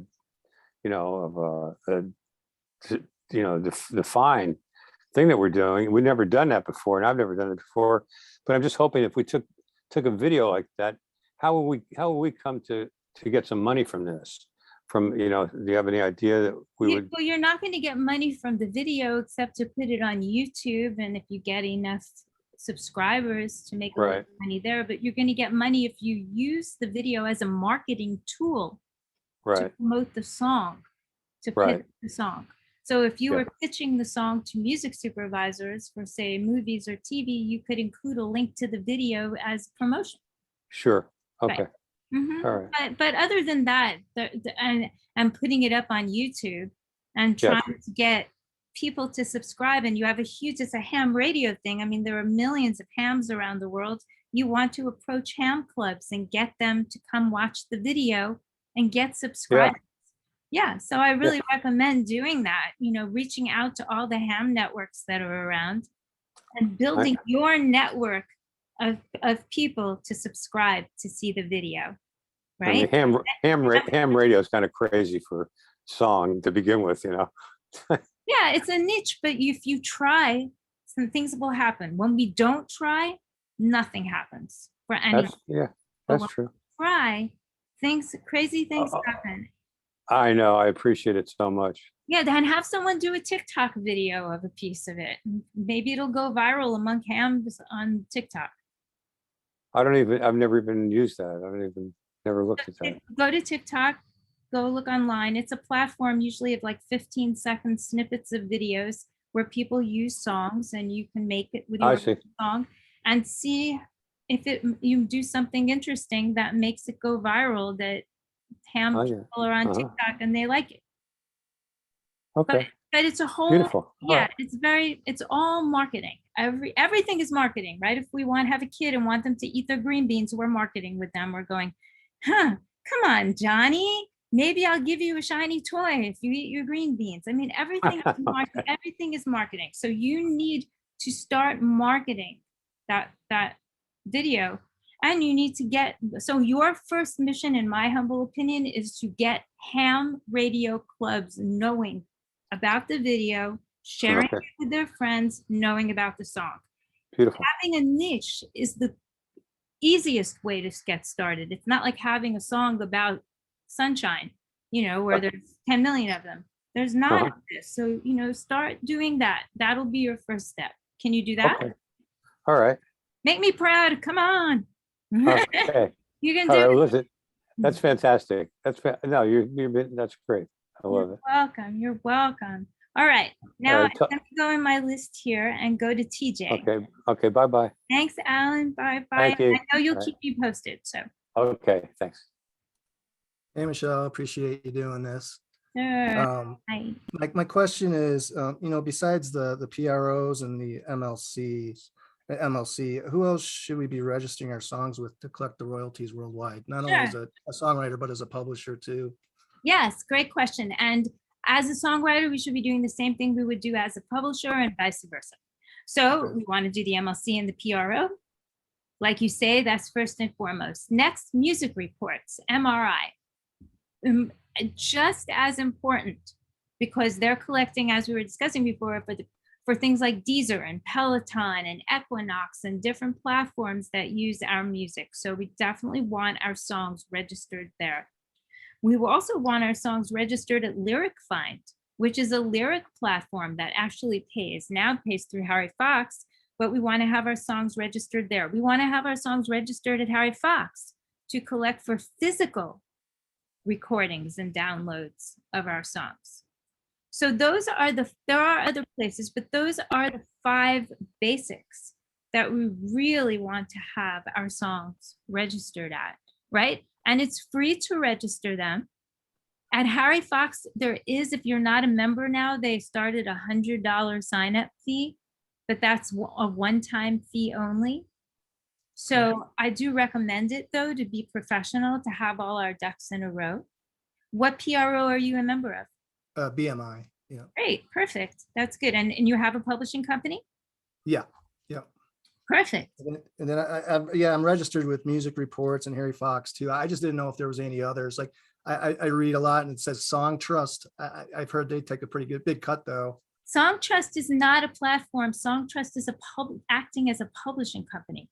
Yeah. And so they are taking a big cut just to register your songs at these places where you can already register your songs. Okay. Yeah. See, I heard that they would be better at collecting overseas royalties. I don't know if that. No, that's not true at all. That's bogus. All right. Yeah. If you're are you releasing on any of the DSPs? Yes. Good. So they're collecting for you. All Song Trust is going to do is bypass that and collect them and take a percentage. It's the same money. Okay. They're not going to get it any better than you are. And if you are a member of Song Trust, you are going to inhibit the possibilities of your sync placements, because no music supervisor wants to deal with Song Trust. It's not professional. Perfect. So no one wants to deal with them. That's worse than having Sony. Yeah. Yeah. So good. So I'm glad that was helpful. And I definitely don't recommend these types of things that we can do ourselves. Yeah. There's no point in paying somebody to do that.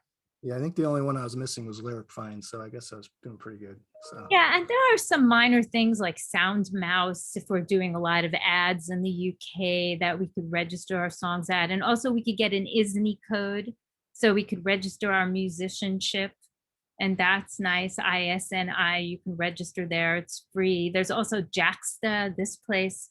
I'll put in the chat. But these aren't places that really pay us. They show us our credits. There's Jaxsta, there's ISNI. So you can also register at Sound Exchange, right? Not a PRO, but you done should that too, yeah. register at Sound Exchange. And in terms of neighboring rights, which are the payments to the master owners and the artists, you might want to have a company that collects your neighboring rights. because it's difficult for US nationals to get neighboring rights because we did not sign the Rome Convention in 1961 that offers reciprocal agreement, which is why we don't pay the artists and the producers and musicians on the radio. However, in other countries, those entities do get paid from regular terrestrial radio, but there are some neighboring rights that we can collect as the artists and musicians. And so you might want to you can join PPL, which is the company in the UK that collects that money. You can join the GVL, which is in Germany, and they do that. Or you could sign with Sony or Universal or Wixon or any of these other companies that only for neighboring rights. And that has nothing to do with your performing rights, with your writer and publisher money. So you could do that as well. And I do recommend that, especially if you have a lot being out there. Okay. You know, Awesome. yeah. So these are good places to find our additional pennies. I really appreciate it. Thank you for answering that question. You're welcome. This is a great question. Thank Great you. question. I actually, in my course, have a whole spreadsheet that I've created for that, with all these different platforms to register songs and play stuff. But these are the basic ones that, you know, that pay us. Okay, perfect. I'll check it out. Thanks. Appreciate it. So welcome. And let's see, who hasn't asked? Kamal, hi. Come on and ask a question. So nice you're here. Hi. Hi. Hello. Hello. Hello. Hello. Yes. My question is it's about a music production company. I've been asked to sign with a music production company. They're doing really well. They're placing a lot of songs in television and film, and they have a pretty good track record. And they sent me an agreement. Well, I consider this one the contract. I like agreements. I don't like contracts. Gotcha. So it's exclusive, in other words. Yes, it's exclusive, and they want me to sign over the publishing to the songs for 3 years. And if it gets placed, they only want it's a 70-30 split, them getting 70%. Me getting Oh God, 30%. run. Yeah. Come on. It's a no-brainer. You have so much success and potential already. That's a run situation. Yeah, but you know, it's a carrot on a stick because they are doing a lot of placement. They're doing a lot, but yeah, And tell them to work with you on a non-exclusive basis. Right. I have some students who are in this room right now who got some exclusive contracts. So I said, tell them you want to work non-exclusively, and they were able to do that. Yeah. So tell them you'd love to work with them. You're so glad they love your work and they value it, and throw it back in your court. Mm-hmm. Right. And just say, you know, let's work this way. You know, it's okay if they want to change the titles and do non-exclusive and take the publishing, but the fact that they want to take shares of your writer's share too, run. I got you. Yes. Yeah, love, you know, just gotta go.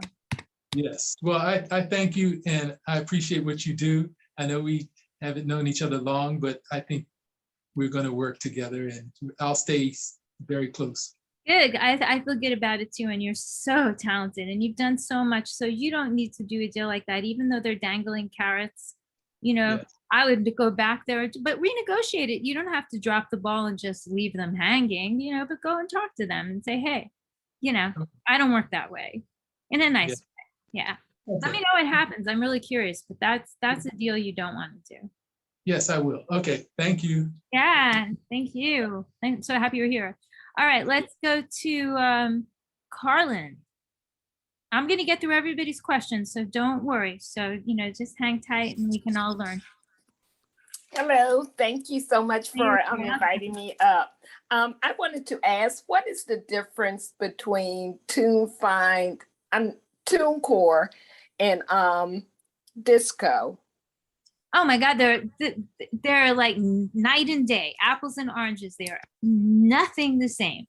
So TuneCore is a distribution company that when you create a song and you want it to be on Spotify and Apple Music and Amazon and all the different DSPs, you go to TuneCore. I use TuneCore, and you supply them your music, fill out all the nonsense, pay them the fee, and they distribute your song to all those platforms.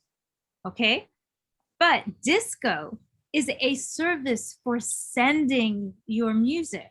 So if I want to send you my music as streaming, I'm going to send you it in a Disco file. Personally, if I'm going to pitch my songs to music supervisors, which I do, I use Disco for that. I'm not the biggest fan of Disco, but the music supervisors, it's their first choice, pretty much all of them. And so we must use Disco. So that's what we're doing. We're sending our music to individual people, servicing it by using the Disco platform. Disco is like, do you know what Dropbox is? Yeah. Disco is Dropbox, box.com. It's the same thing. Okay. So their TuneCore is a distribution company, or also called an aggregator, like CD Baby, like Dasco, like DistroKid. So do you understand the difference? Yes, I do. And also I have another question. I wanted to find out, at what point do you need to create an LLC, or do you need to at all You for, never need for to your create music? one. No, I don't even have an LLC. No. Oh. I don't have one because it's just too much work for me. It's enough just to get my taxes done every year. You know, I don't want to have to do all that nonsense. Now, I will tell you, I have been audited a few times, and it's pretty brutal. And I have been told that had I had an LLC, because I make some money, that I probably would not have gotten audited. But the fact that I'm an individual person, DBA, and I make the money that I make too much. So I flag them. You know what I mean? That has caused me to be audited, but I don't care because I just don't want to have an LLC and don't want to deal with everything that entails. And I have had friends who've had LLCs who have disbanded them. So it's completely a personal choice. If you're someone really good with accounting and you love numbers and love that, then do it. Okay. But it doesn't matter. It doesn't inhibit your being paid. What inhibits your being paid is not having a publishing company and not having your songs registered correctly. But whether or not you have an LLC makes absolutely no difference. Okay, thank you so much. I appreciate you doing this, and I appreciate you answering my questions. Of course, you're so right. You're so happy. It's my pleasure, so good. All right, Carla. Are you here? There you are. How are you? Just fine. Thank you for taking your time to spend with us this afternoon. Just a quick question. When you were mentioning music reports and Peloton and those businesses that are asking for music and opting in to the music report, if you don't opt in, do those companies still use your music? Or by opting in, you're giving them the permission to use your music? By opting in, you're giving yourself permission to be paid. They might still be using your music, but you're not going to get paid. And it's the same with the MLC, the Mechanical Licensing Collective, which is a really interesting entity because you cannot opt out. So you either opt in and get paid, or you don't get paid, but you can't opt out. So it's kind of similar with MRI, where, if you don't, which is music reports, the abbreviation MRI, if you don't sign up with them, you just don't get paid. Okay. Yeah. So the companies can go and use your music under the new licensing laws that say they have a right to do that. You just have to. They kind of can with the blanket licenses. They kind of can. So you really want to opt into those licenses, which they send individually for those platforms. Right. And join MRI and get paid. Unless, look, I have a couple of friends who are like crazy anti-establishment, and I'm not going to sign. Well, great, then you're not going to get paid. I'm just not that. And I'm like, fine, I'd like to see my little 1, 2 cents penny. And My pennies. yeah, right. Yeah. So I say join. You can get your Okay. pennies. Get your pennies Okay. until they figure something else out that, Yeah. Carol, did you want to ask a question before you go? Is your hand raised? No, it's not raised. No, I didn't mean to do that. That's okay. Well, then it's great you were here, and we'll see you soon, girl. Bye. Yeah, I cannot more recommend Michelle as the real deal. There's just, everybody is out there trying to make money off of songwriters, and this is a way for us to make money. So I really appreciate what you do, Michelle. Thank you. And just to say that I forgot to mention, because I have a coach, every person needs a coach who reminds me to say things that I never remember because I'm not good at selling. But my course is I'm good at selling my music, but not the courses. My course is going to be the last time I'm giving it live for a very, very, very years long time. So if you want to hop on and take it live, just know that about that, because you reminded me of that, Carol, when you mentioned that, but I forget to mention these things. So yeah, but thank you for the beautiful message, Carol. I appreciate Thank you. Have a great evening. You too. Michelle, I'm not sure if I'm raising my hand or if you can see it or if I'm doing it right. Just want to make sure eventually. Well, I'm going to come to you then. Just wait 1 sec and you'll get to it. I have 2 people. Well, I just wasn't sure if I'm doing it right. I don't think. No, I don't see your hand, Alina. So it's good that you're saying something. So we'll definitely get to it. So let's go now to Sharok. Is that how? Hello. Is that correct for your name? Yeah, that's quite right. Yeah. How are you doing today? Good, excellent. Thank you. How are you? I'm fine. Thanks very much. First of all, thanks for doing this. I got a couple of questions. First of all, I'm with ASCAP as a writer, but when you mentioned just you can join BMI as a publisher, I tried to do that, but it seems like it's only for US residents. Is that so, or? No, you can do it. You can do it if you're non-US. Where are you from? UK. Yeah, you can form and I don't recommend ASCAP, I recommend BMI, but you can form a BMI publishing company or an ASCAP publishing company, no problem. Okay, great. Yes. And my second question is, remember those lists that you said it is important for you to register with those companies to be able to make sure that you're going to get paid? Yes. So I'm currently with Ditto Music, which is a distribution company, and ASCAP as a writer. So what were the other 3 companies that you suggested? Well, are you with that company as just a distribution service, like to distribute your songs to Spotify and Apple and places like that? Yes, and recently they added the service as a publishing collection You don't publishing want to do service. that. That's a great thing that we didn't discuss today. So, which I do discuss in my course, but you do not want to sign up for that.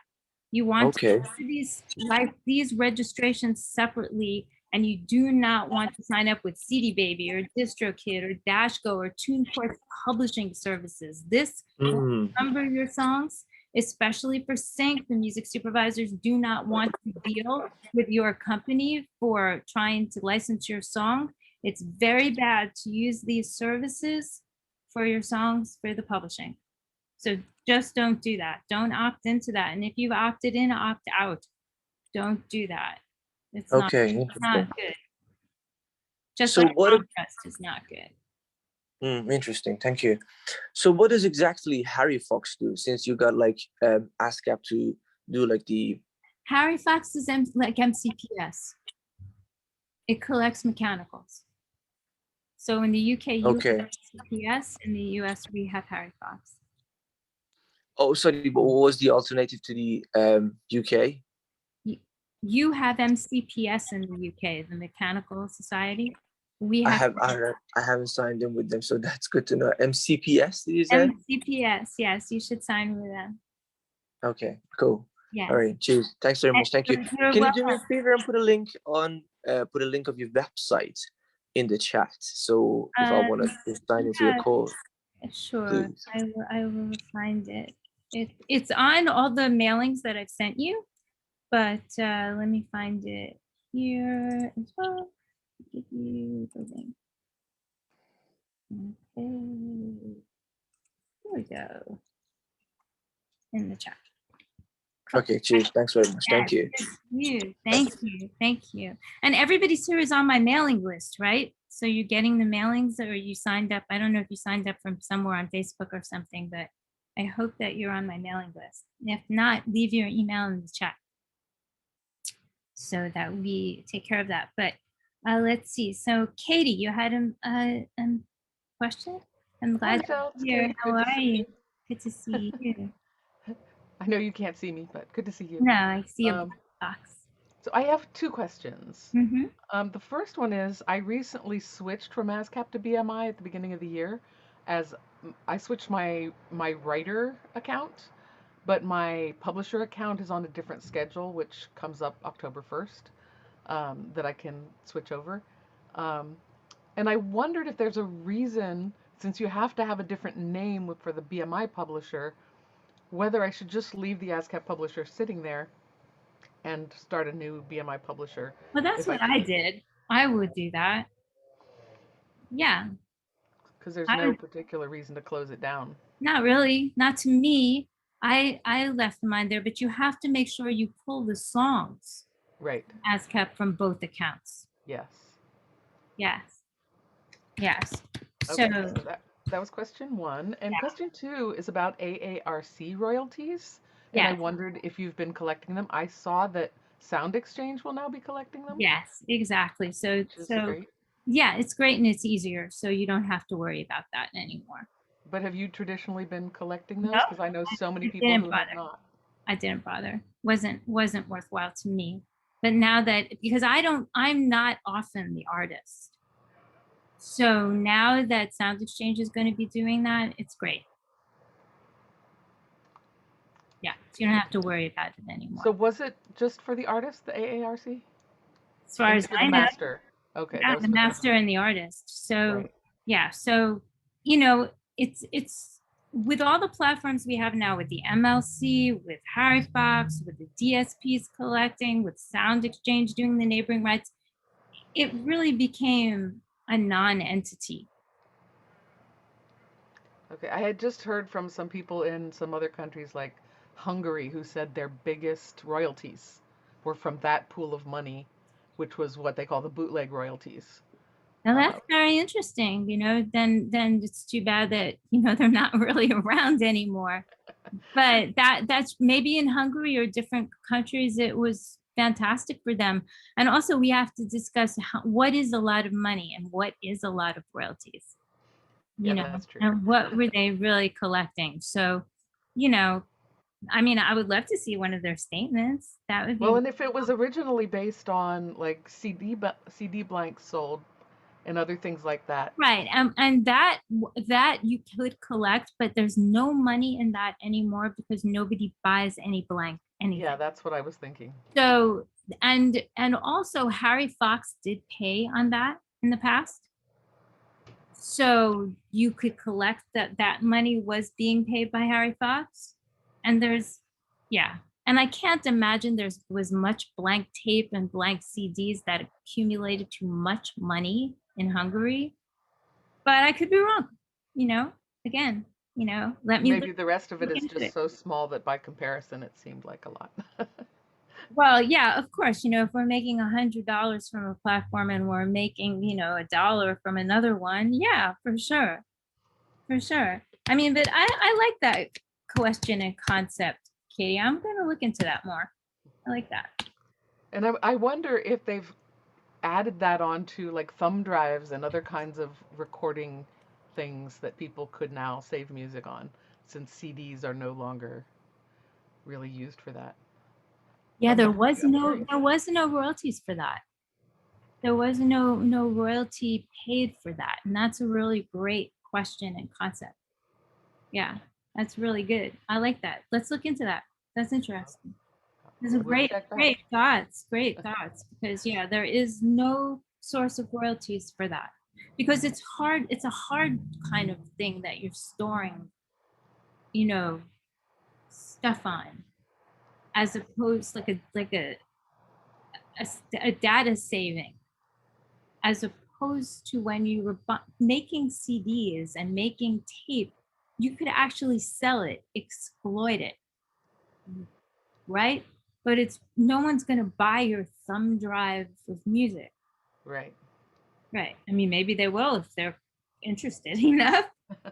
but you know, those are great thoughts. You know, you're so tech, so, and I love that about you. So yeah, we have to look into that. I'll be curious. Yeah, definitely. Okay, That's so interesting. Thanks. Yeah, definitely.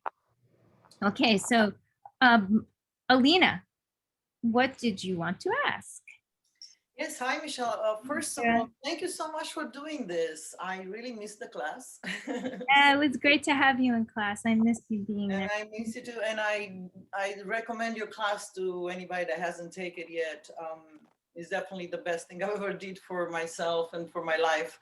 And, you know, it solved the mystery why so many talented musicians don't make it those days and why they don't make any money. So, Michelle, it's an amazing teacher. I cannot recommend her enough. So I had a question actually, but first there was something you were talking about earlier, and I just wanted to make sure, I wanted to clarify that. Is it like the chicken or the egg first? Because you said when you write a song to go ahead and register it right away with your PRO. And one of my questions is, so before you even copyright it, or you copyright it first? Because we were discussing in class how important, because before the only thing that the copyright was doing for you was saving you the court expenses. But now it's not even taken in consideration. If you do not even have a registration, you've just lost. You can't even go to court, correct? No, because you can register it if you have to go to court. It just takes longer. I see. Yeah, but you can still register it after the fact. But for sure, I mean, they're right. I register the PRO first. That's the first thing I do. But if you want to register a copyright first and then a PRO, that's totally your choice, you know? But you want to do both. It is a good idea, right? I was wondering if it was important to be one or the other first, but you're saying it doesn't matter as long as you... Right, they do totally different things. So registering at the Copyright Office is for you, for your own protection. Nobody's paying you anything from the copyright. So it doesn't, you know what I'm saying? But registering at the PRO is important because that's a source of income where you're getting money. So they're kind of apples and oranges, but very important for registrations. I totally agree with you. So we want to do that. But if you should neglect, like me, I'm the worst with the copyright registrations. Do as I say, not as I do. You know, so I have a 41-year-old catalog of 1,600 uncopyrighted things.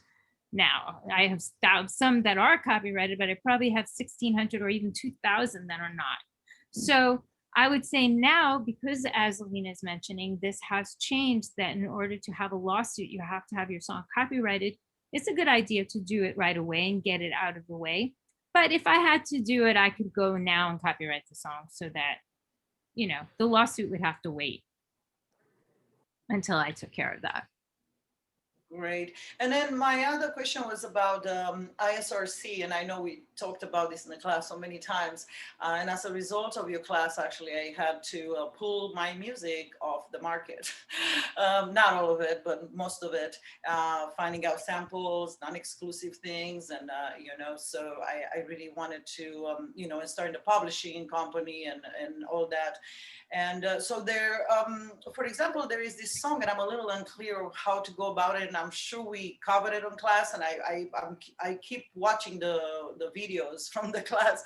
I'm still working on that. It's so much to grasp. Yeah, I'm constantly, you know, because after taking your class, I realized that my library wasn't really too valid.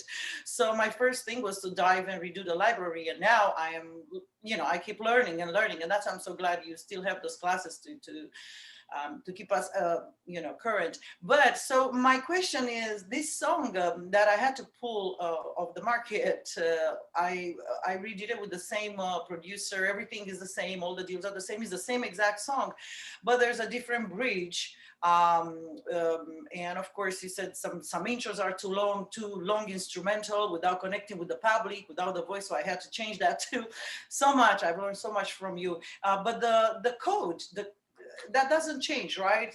It's the same. Well, song. I Even think though you I should, added a bridge, no? you should change both codes, the ISWC code and the ISRC code, because now they've become alterations of the songs. And I personally would definitely have a new ISRC code, recording code for the recording, for sure, because it's a different recording. Oh. And I would even consider a different ISWC code, because you've A new, I'm sorry, I couldn't hear that. a new ISWC code. ISWC. Because you might want to register it at your PRO with a slightly different title, so you get a new code. Ooh, You okay. don't have to. If you don't want to, don't worry about it. But it is imperative that the ISRC, the recording code, is different, because it's a new recording. It's not the same piece anymore. I see. And if all I've changed, if I have another song, for example, and all I changed, it was just one sample that I wasn't sure, I couldn't clear that sample. I didn't know how we got it. I didn't know how and who. And so I just had to drop it and do something organic. And that's the only thing that's different about this song. Structure, everything remains exactly the same in that case. Yeah, but the All old ISRC has the sample in it. So you definitely want to yeah, you definitely want to do that. That's easy to do. Just go, you have your ISRC code, just give it another code. And when you release it, on the DSPs, just make sure it has the new ISRC code. Because if not, if a music supervisor hears it, they might get a hold of the wrong song, and they might hear the sample. So yeah, so you don't want them to do that. So even though the songs are not, I pulled them out and they're not there anymore. You never know what lingers around the internet, right? That's the whole problem. We never know, like how long it takes, or what lingers, or what someone maybe, downloaded or stripped off something. So I would suggest it. It would be better for you, and it doesn't cost you anything. So, Thank you so much for this. That's I really needed to hear this. Thank you, Michelle. Sure, but I'm proud of you for taking care of all that. Very, very proud of you. It's good. I'm still trying to grasp everything. It was so much. I'm still learning. I mean, it's been such a long time, and I'm still learning. It's just so much to grasp. And thank you for everything you've done. And I look forward to more classes like this. So, that's awesome. Well, there'll be more of the Q&As, so you'll be coming. So awesome. Wonderful. Thank you. Thank you. Thank you. All right. So Bonnie had a question, and she couldn't get her hand up. So let's get to Bonnie. I'm glad you're here. Are you here?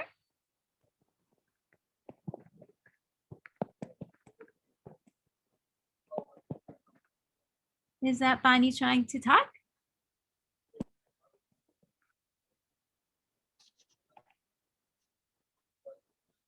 Hello, hello? All right. I don't know what happened.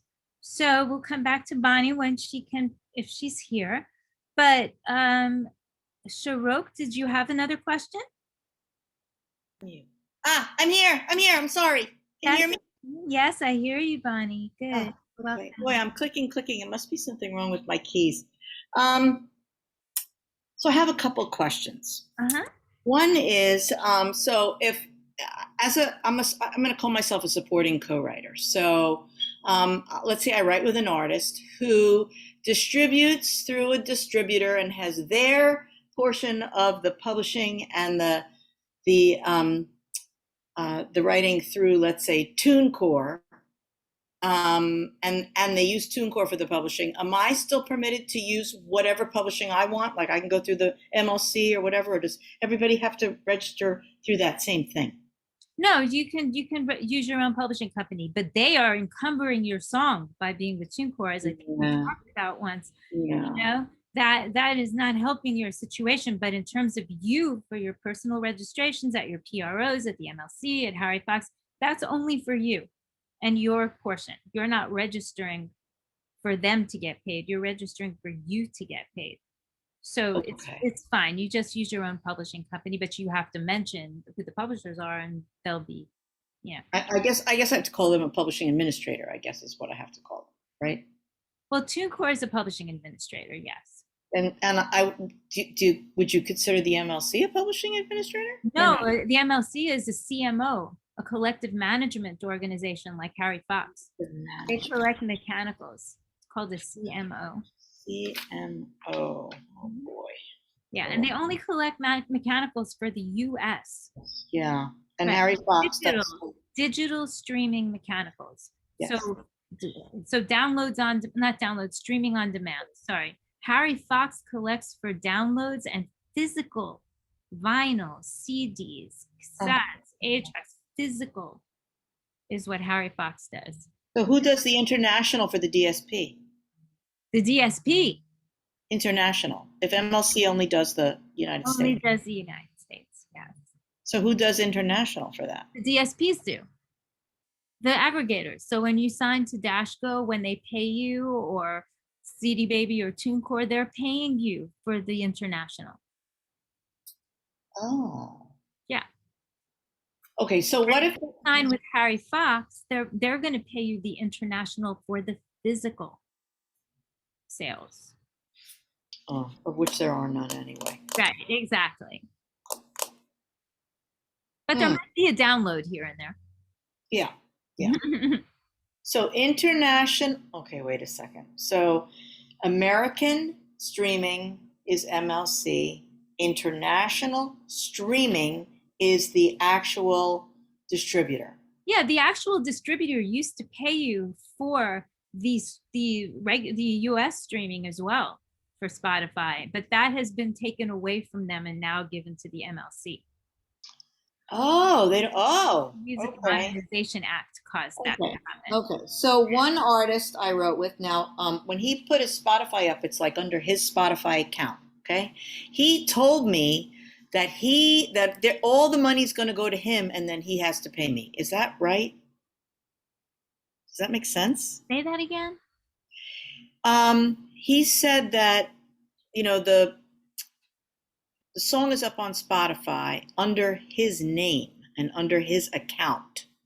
So money is going to flow to him for that. Yeah, that's true. And then he has to figure out how much of the money came from Spotify to him on his account, and then he has to pay me my piece. That's true if he's the record label. Yes. If he's acting as the record label, that is correct. Oh. Only I think it's CD Baby now is splitting the royalties. We'll do it among the different writers. We'll split. But that's encumbering. That's encumbering then, right? No, because the music supervisors don't care about that. You just have to make sure that he's honest and pays you. Right. That's it. But the music supervisors don't care about that. They care about TuneCore being or any of those aggregators being the publishing company. That they don't want to deal with. So they don't want to go to TuneCore for your co-writer to clear a song. I guess I'm having trouble with the difference between them opting in for publishing versus how they would split the money without. It's totally different. You can use TuneCore, CD Baby, DistroKid without opting into their publishing services. What their publishing services are doing are registering the songs at the MLC, registering the songs at your PRO. They're acting like a publisher, like a publishing administrator, like a song trust would, like Sony ATV would. They're registering and taking care of all the publishing entities for the song. But that has nothing to do with how they're being paid for the distribution. It's separate. What they are doing, though, is taking out a percentage because they're acting as the publishing administrator. So they're taking out a piece from the money they're collecting to distribute to your co-writer, which sucks because it's not necessary. Right. Boy, this is just endlessly confusing. Okay, thank you. No, but what part, don't leave confused. What? Yeah, I can't help it. He put the songs out on TuneCore. He released the song. Or Spotify, whatever. Yeah. No, he released the song On CD. It's on CD Baby. He released. CD Baby distributed the song to Spotify, to Apple Music, to Pandora, to all the different DSPs. Those are called DSPs, the store. Digital service providers are the same as stores. Spotify is a store. Okay. So CD Baby distributed the song. Do you get that part? Yes, I get that part. Then, in addition, he opted in to CD Baby's publishing administration service. Yeah. That means that then CD Baby is making sure that the songs are registered on his behalf to the MLC, to his PRO. Oh, they do that? They take care of the MLC registration too? Yes, because they are now the publishing entity. Right. This is not good. Not good. No, and they're taking a percentage out. And since they're collecting money for the whole that you go to go to you as well, they're taking a piece out. So that's not good for you. Then if you try to use the song to a music supervisor, the music supervisor does not want to deal with CD Baby. Right. That is not professional, and they are not in the business of licensing music for movies and TV and games and ads. And so in the end, it's a really bad thing to opt in, and only people who are unprofessional will do that and should do that.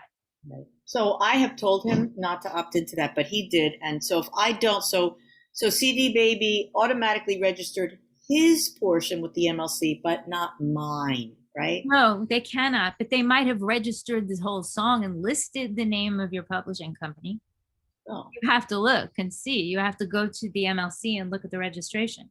But at the MLC, you are only required to register your share.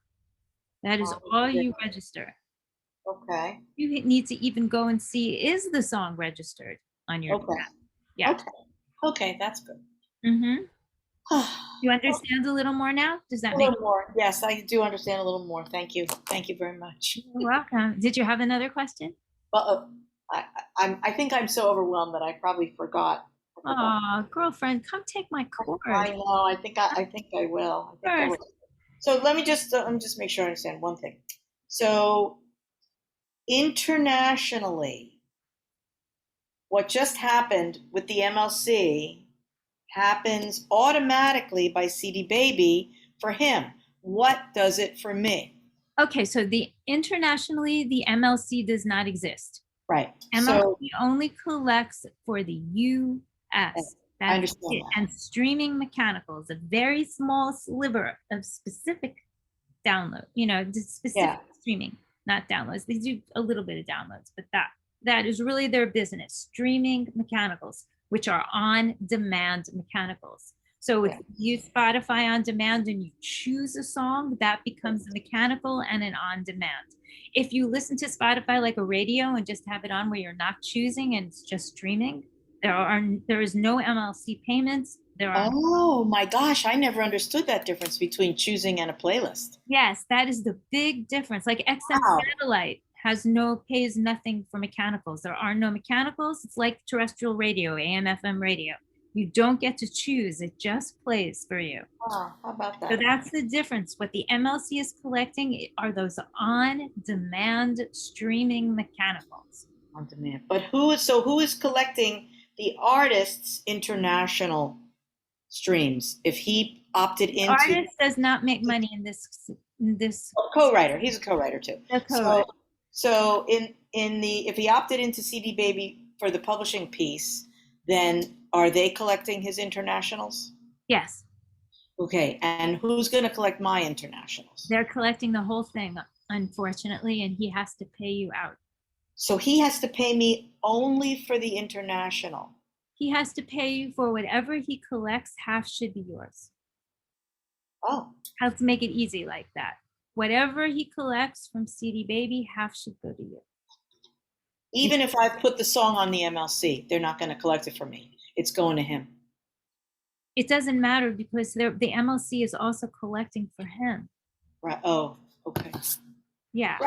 Right, but if it's also collecting for him, if he gets $5 and I get $5, he doesn't owe me. I see what you're saying. So yes, right. I see what you're saying. So it is very confusing and convoluted, but yes, the money from the MLC would go to CD Baby.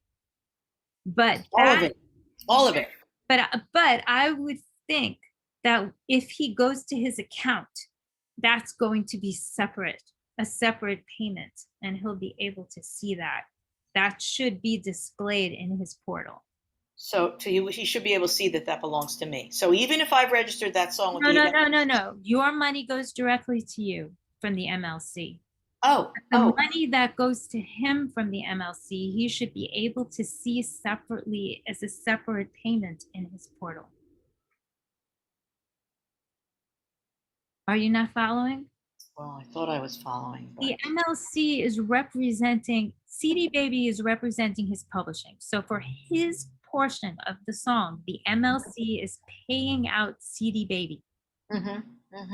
For your portion of the song, the MLC is paying you. Me. But for his international. Yes, only. Right. But for his international, though, CD Baby is collecting that. Yes. But for my international. The whole thing is going to him. The whole thing. That's what I didn't understand. The whole thing is going to him through CD Baby, and I have to get that from him. You know, that's. And then as for regular streaming, that comes through your PRO.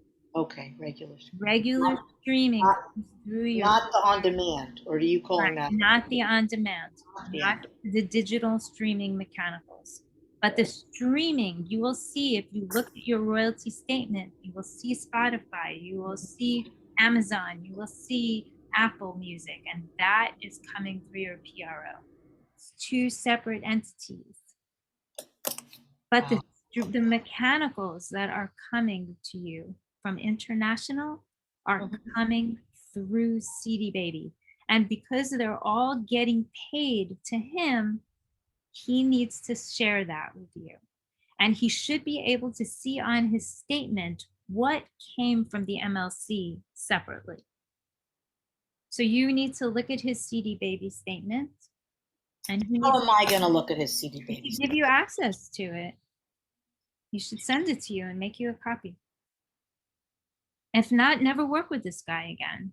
You know, it really puts an excessive amount of onus. I'm going to bet you, I'm a co-writer on a number of songs that are streaming, and I'm betting you that the artists don't understand that they need to do that. You know, they're so busy trying to understand it in general and work on their game. Right. And again, you're using the term artist. I mean, and they don't pay artists. The artists need to be subscribing, registering at Sound Exchange. When I say artist, I usually mean a co-writer, but I shouldn't. Okay. All right. Oh, go on. I'm sorry. Are you done? I just want to say, I hope in your class you have a really nice flow chart, because I can't wait to see it. You're so cute. Okay. So you'll figure it out, Bonnie. I have faith. We'll get you up to speed. We'll get you understanding this till it's your DNA. Van, did you want to ask something before you leave? Cool. Since I see you're still here. Van, did you want to ask something?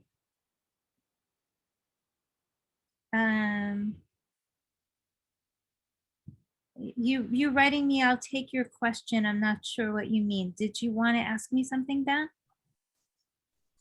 Sorry, I got into my car. Okay. Hi. Sorry. Yeah, if you want to see me, I can show you. No, I trust you. I believe you. I don't want you to hurt yourself. But what did you want to ask? Sorry, I forgot. Oh, that's okay.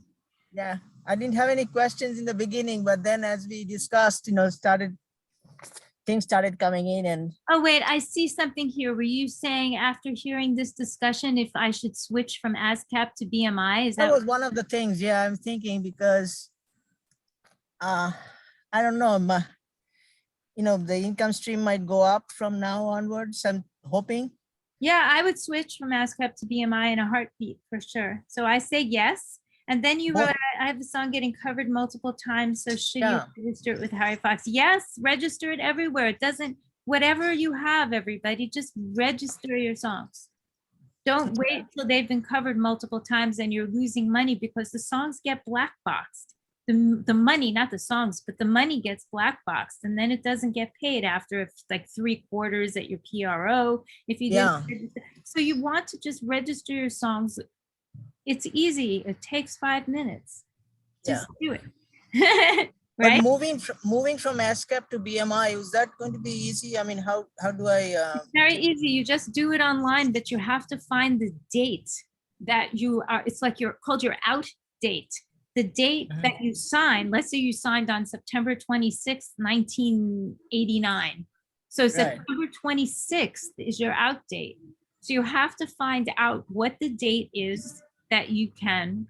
Because at ASCAP every year your contract circles around and renews. Right.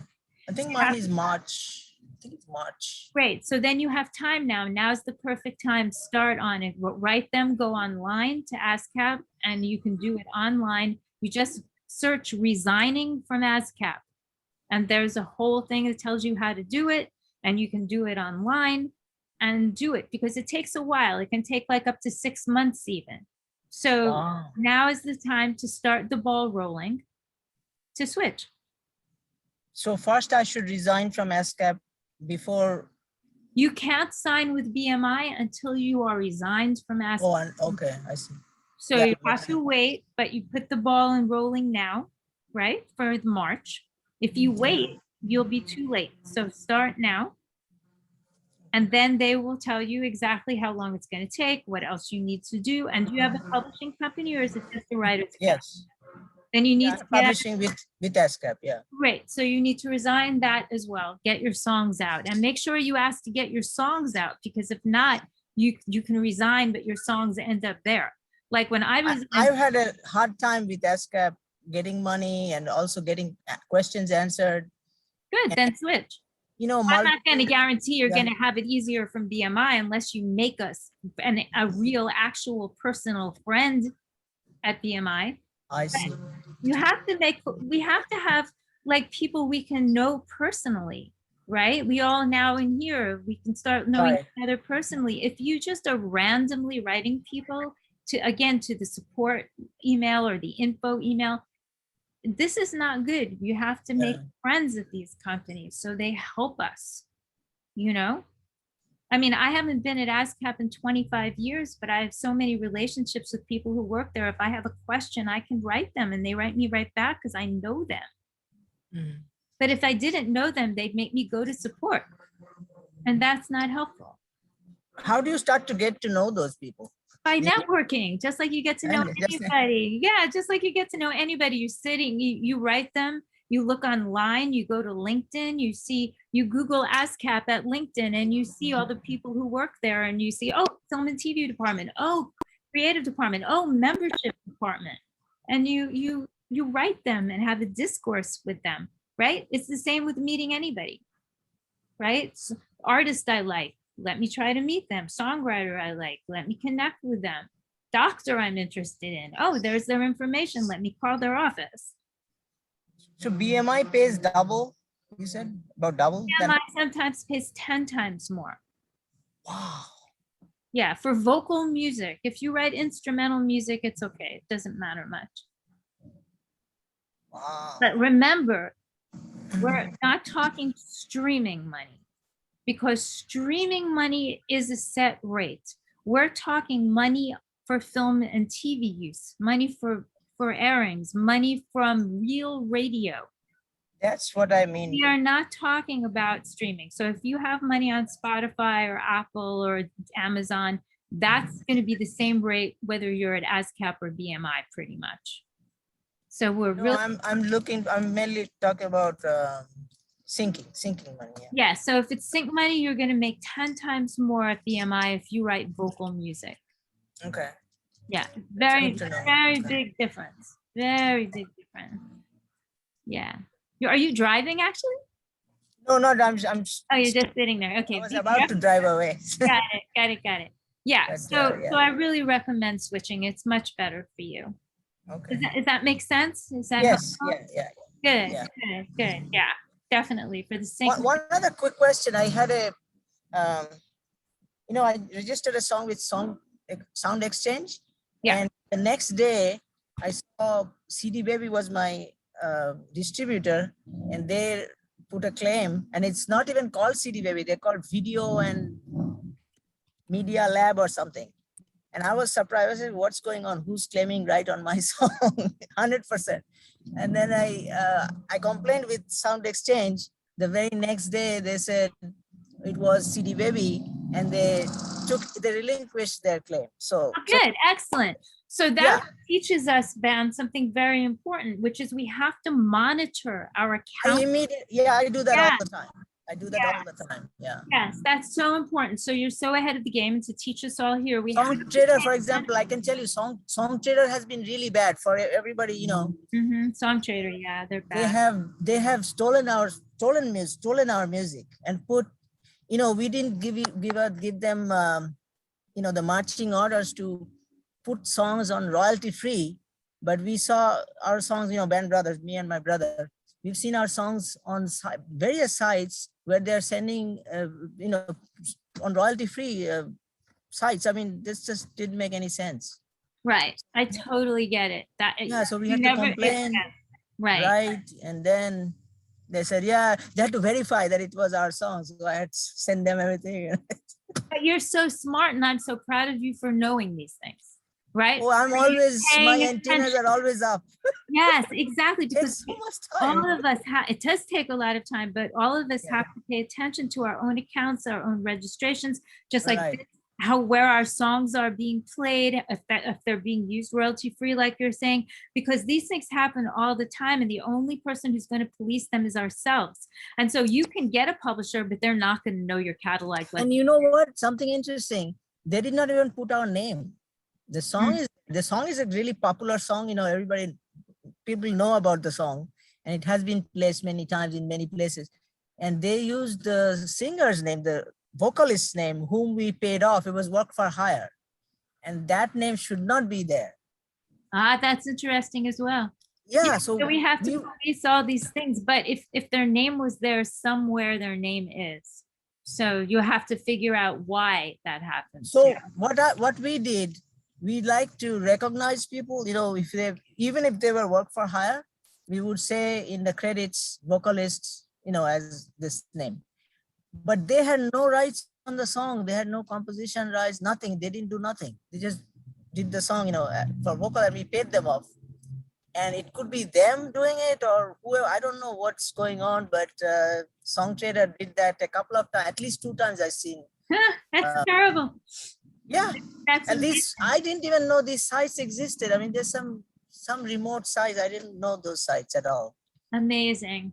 Thank you for sharing. Thank you for sharing. Yeah, thank you for sharing. That's important. So we all need to keep looking. That's amazing, Dan. That's really, and as we all keep getting more and more involved, we all have these terrible stories to tell. Oh my goodness. Yes. That's great. Great for you, but it's great that you noticed it and you're sharing with us so we pay attention. I love that. Yeah, I'm glad I could share because it was just eating me up. I mean, some people should know because there are many people who might be in the same position. Yes. A similar position, they might. Yes, exactly. It's just about money, it's not about money because I'm not making money from these little things, but it's the property rights, it's my thing. Why should I have someone else claim? It just makes no sense to me. Yeah, it's incorrect and it's illegal, really, but it happens all the time. So I'm so glad. Thank you for sharing that. Thank you. And Anya, did you have a question? Yes, I did. I had something similar happen where one of the co-writers that I wrote with had our songs up on SoundCloud. Mm-hmm. And someone they don't pay anything, yeah. And someone took the song off there and put it on YouTube. Like someone found the song, put it on YouTube. And I was with Universal Music at the time, so I told them about it and they removed it. But then it just keeps getting put back up and gets like quite a lot of plays and things like that. But it's not, I don't think the song is even registered or anything like that. But like, All right. what's the deal with So like, it's officially very taking it difficult. down? I personally, I don't take anything down because I think that's crazy. Just monetize it. You should monetize it, register it, and make the money from it. Why do you so desperately want to take it down? Who cares? Because I really like the song and had the potential of wanting to use it one day on, So you what? know, like an album or use it? something like that. So I what? can, Of course. even if it's getting like lots of, then people already know about it, and then it's kind of What? like already. So what? As you don't think that's an issue? Okay. No, of course not. Then you put out the official release of it, the real one, and then people Okay. are so excited to get it. Okay. And there was something also you mentioned that if it's already been out for a certain point of amount of time, that then it can't be registered, not registered, but you said something else that like it misses out on something else if it's No, we if were it's talking gone about the without. public domain, and that's after the writer dies 70 years. Okay, yeah, that's different. That's Good. I don't think it was that. It But wasn't that. It was something if else. a song has been released in any way before, then Mhm. anyone can cover it. That is true. That is true.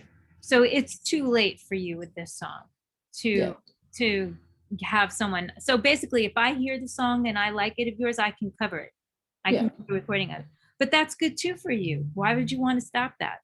Who cares? Yeah. So just register it basically. The only disadvantage you have is you haven't registered it and are missing money because you haven't registered it. You're too busy fighting this stuff. But I think it's a waste of time, humbly, to fight this stuff. I have so many songs, and like I wrote a ton of songs with Kesha, and they are all over the internet, and they've been released and leaked, and people make videos to them. I could spend my life taking them down, but why should I do that? I just monetize. Okay. You know, That's I good use to a know. company called AdRev. There's two companies, one I'll put in the chat, AdRev.com, and the other one is Hawk.com, and you can monetize if you have big enough catalog and substantial uses. You can monetize your videos there, then they pay you some money for that. There's just no point in taking the music down in this day and age. Like if we look 20, 30 years ago, different story. But now, who cares? Yeah, I just thought that it was like if it's already been, it's used goods basically, and no one would want it. Like I couldn't pitch it to someone else or anything like that. But you're saying that it's fine. Okay, cool. That's fine. That's good to know. And these days, again, everybody's releasing their music, putting it on their website, putting it on Spotify. No, if someone hears Kelly Clarkson hears the song and she loves it because she heard your version of it, she's going to record it. It doesn't matter. Nobody cares. The only people who care are the Japanese. The Japanese and the Koreans actually have a weird little thing about wanting to be the first release. But other than that, if you're not working much in that arena, it doesn't matter. And even with the Japanese, once they release it, you can release it anywhere you want. So, you know, that would be the only thing was if you were really doing a lot of Japanese and Korean releasing. Yeah. So other than that, you know, I wouldn't bother spending my time taking things down. I just monetize them and make some money, and who cares? Yeah, great. Thank you. Yeah. I mean, but again, it's up to you. I mean, some people are very sacred, you know, and very precious. And so if you are that way, then that's a personal choice. Me, I'm like a song whore, and I don't really care. It's like, I'm happy people are enjoying my music and it's out there. And I made because that's how I felt, but yeah. Yeah. So it's good. It's good. Yeah. Yeah. So let's see. Does anybody else? I haven't seen everything that's in the chat. I really apologize for that. If you've been writing. Anya, quick question about Anya. So the song you're talking about, was it downloaded because you checked that box, or your co-writer checked that box that it could be downloaded, or they just did it on their own? I don't know. It happened with a lot of their artists.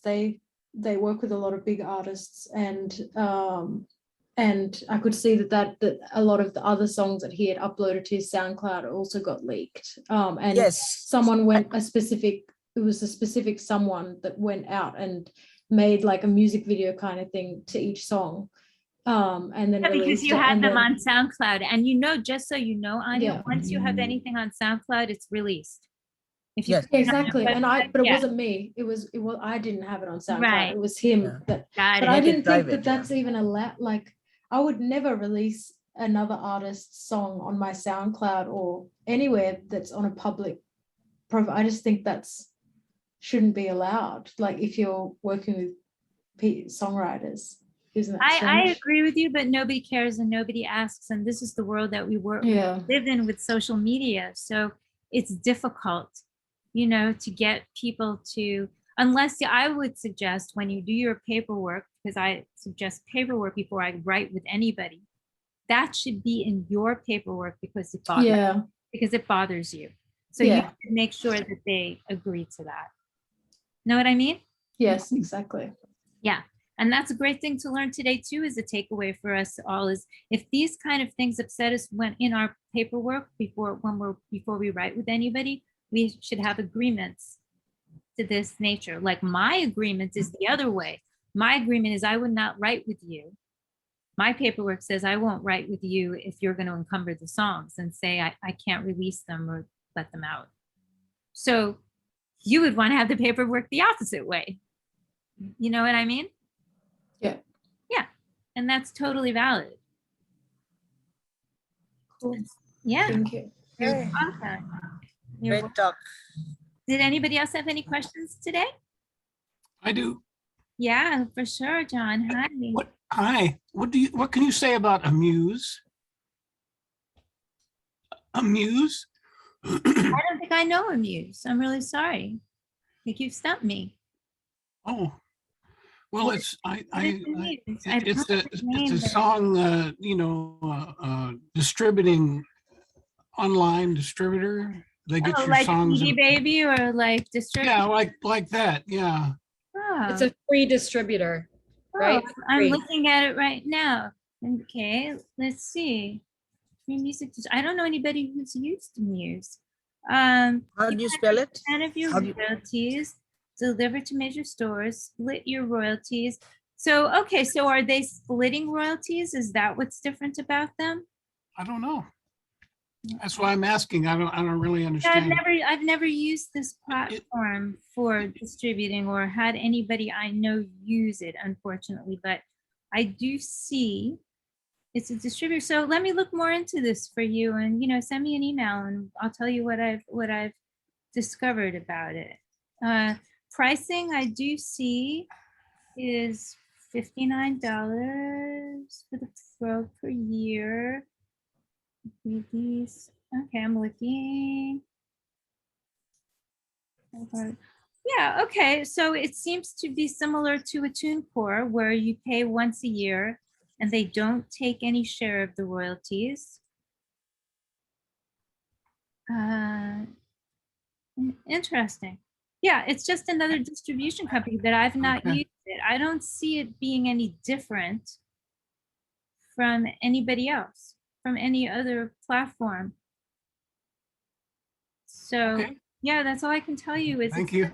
Yeah, but if you How do want you me to spell- delve into anything specific, How do you spell about it, that word? Amuse or what do you say? Amuse, AMUSE. Yeah, it looks just the same as any other distribution company. Seems like they're based in the UK.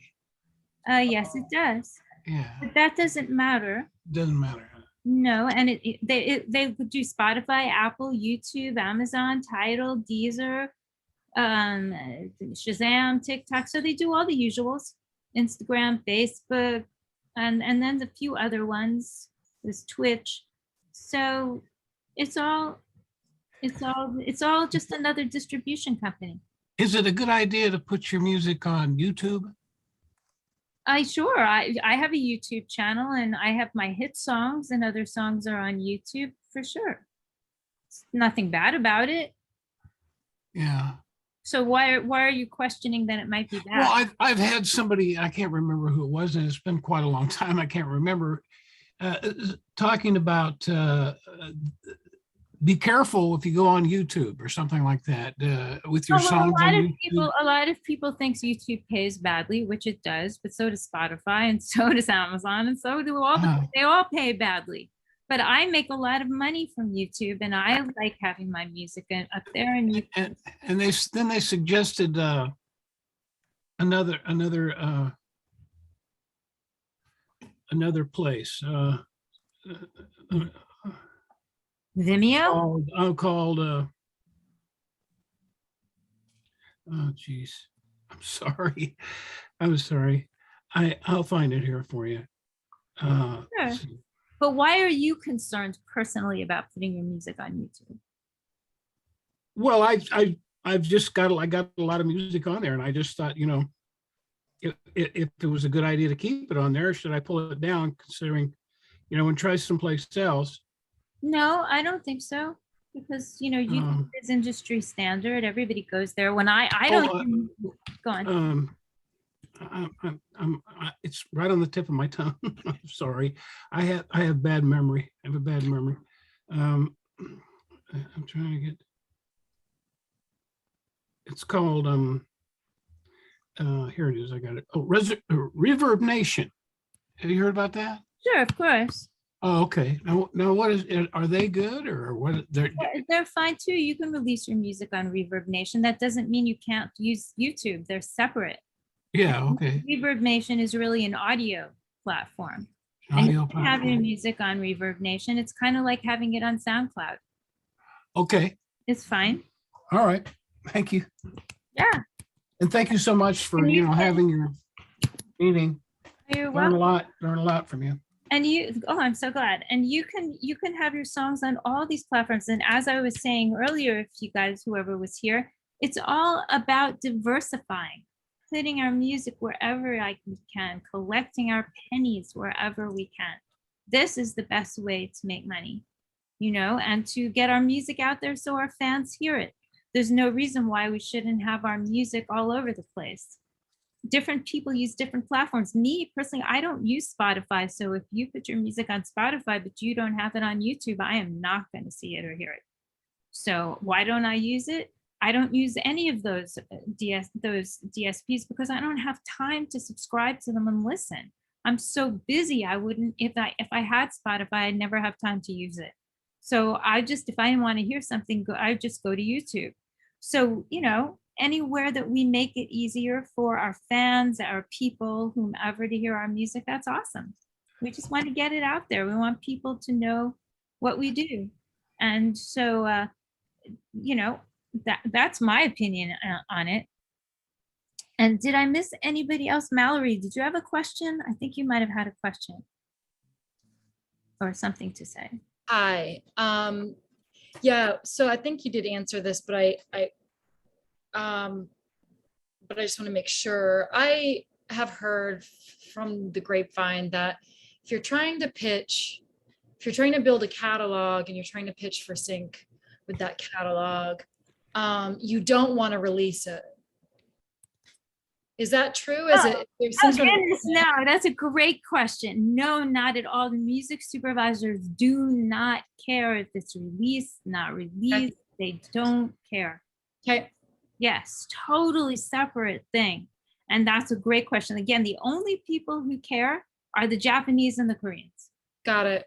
Got it. That's very interesting. I don't know why there's a rumor going around that you have to kind of keep your catalog secret and just like pitch to music. No, and I have heard that, but it's totally wrong. And I tell everybody, no, that's totally wrong. The music supervisors do not care if your songs are out there or not out there. There are rare occasions where a music supervisor might say, I really am going to use this song for this Disney movie. I love it.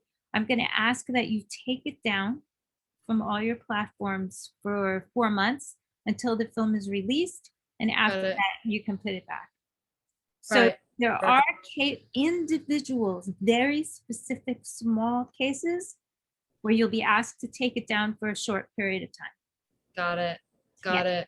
Mm-hmm. Also, one more thing, who collects, if you don't, I know that like one of the selling points that a lot of the distributors have with their publishing admin service is that they are collecting microsync, which is your songs on social media. Do you know who else would collect that? The other PROs and MLC? Say it again about the microsyncs. What are you saying? The microsync is when, like, well, I know what a microsync is, but ask the question again. I'm not quite following it.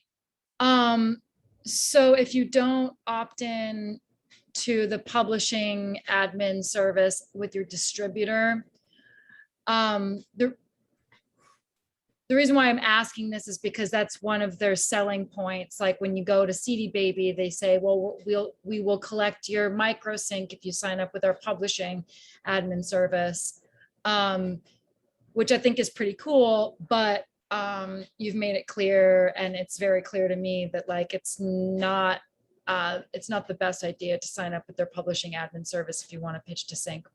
But I digress. Those microsyncs are minuscule. I mean, yeah, like a penny here and 3 cents there, and not even worth worrying about. And in terms of collecting microsyncs in general, we collect them from where we got them from. So a microsync happens if you say a company that down the block of music garage, a car garage uses your music, they would pay you the money directly, as that's a microsync. If your song is used at a wedding, the company could pay you directly if that's a microsync. So there are all those different kinds of microsyncs that happen organically that those platforms themselves would pay you. Okay. I feel that CD Baby is dangling a stupid carrot that's worth nothing. Yeah. To sign their publishing admin, and then what are they doing? They're like taking 20% of everything. Yeah. And you're already not making anything.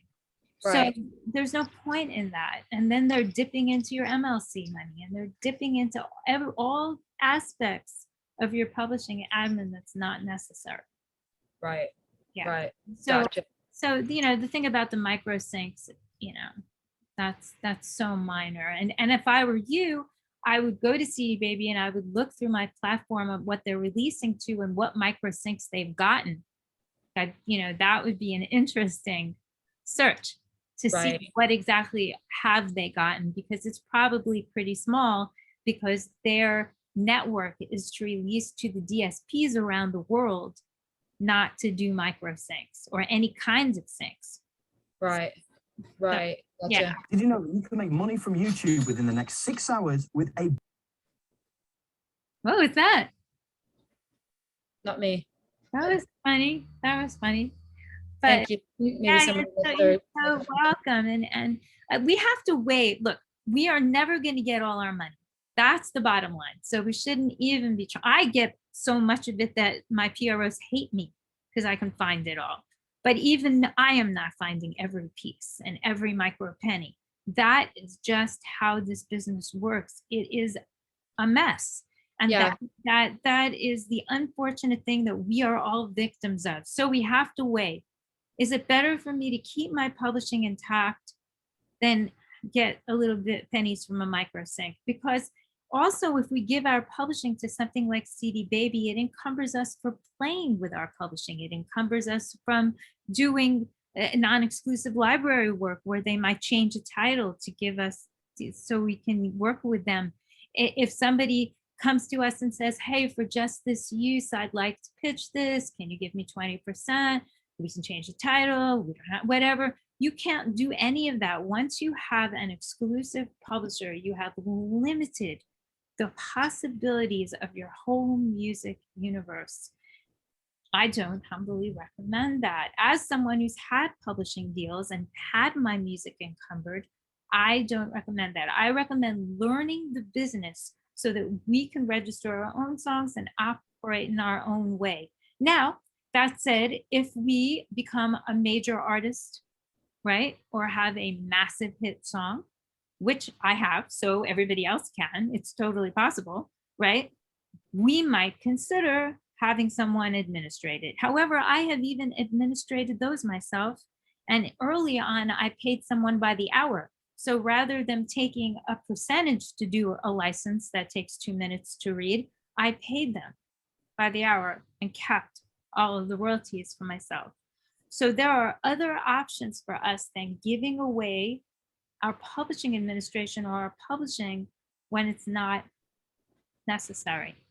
One can even be a major label artist on a major label, which I do think is a good idea if one wants to be an artist, and still own their own publishing. One doesn't have to give up their publishing just because they're signed to a record label even.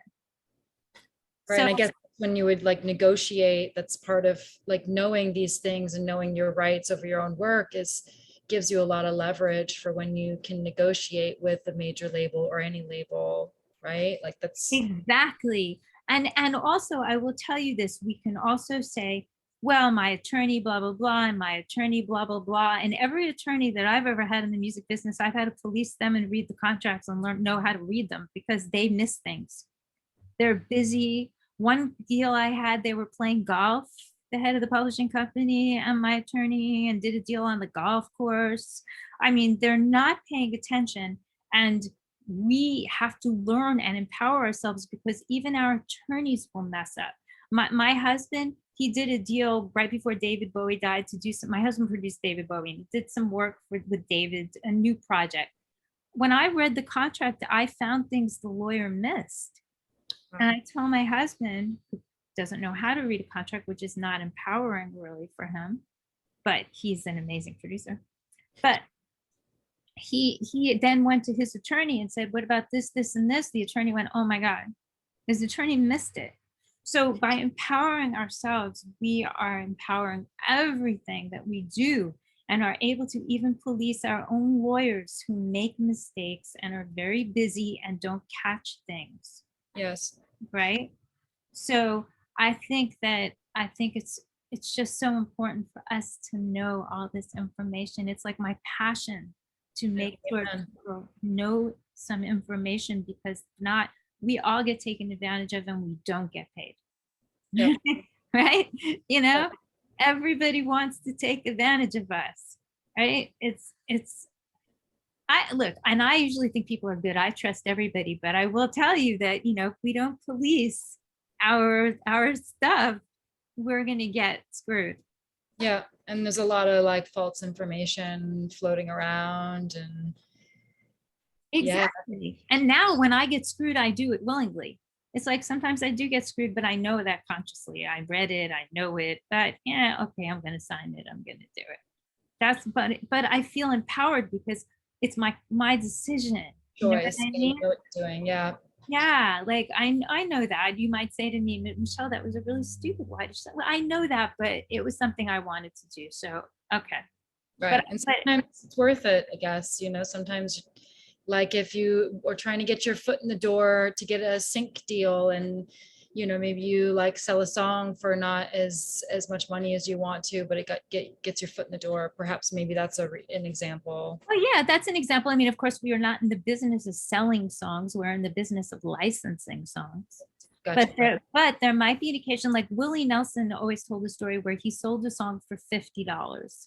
And people have said to him, don't you regret selling that song for $50? And he has said every time, no, I needed the $50. Right? Mm-hmm. So he consciously made the decision, he needed the cash. Yeah. But that's empowering because he understood what we was doing and it wasn't the wrong decision at the time. And you know, that's how we have to, but he knew. And as long as we know, you know, it's okay. And if we want to sell something, I mean, I have sold some songs to some music libraries because they begged, and I thought, all right, it's one song. I have thousands of songs, and they've ended up being placed many times. And I got the writer's share, they got the publisher's share, they owned it. So you know, it was okay for me. Right. Like it was my personal decision being armed with knowledge. You know what I mean? Yep, I do. Absolutely.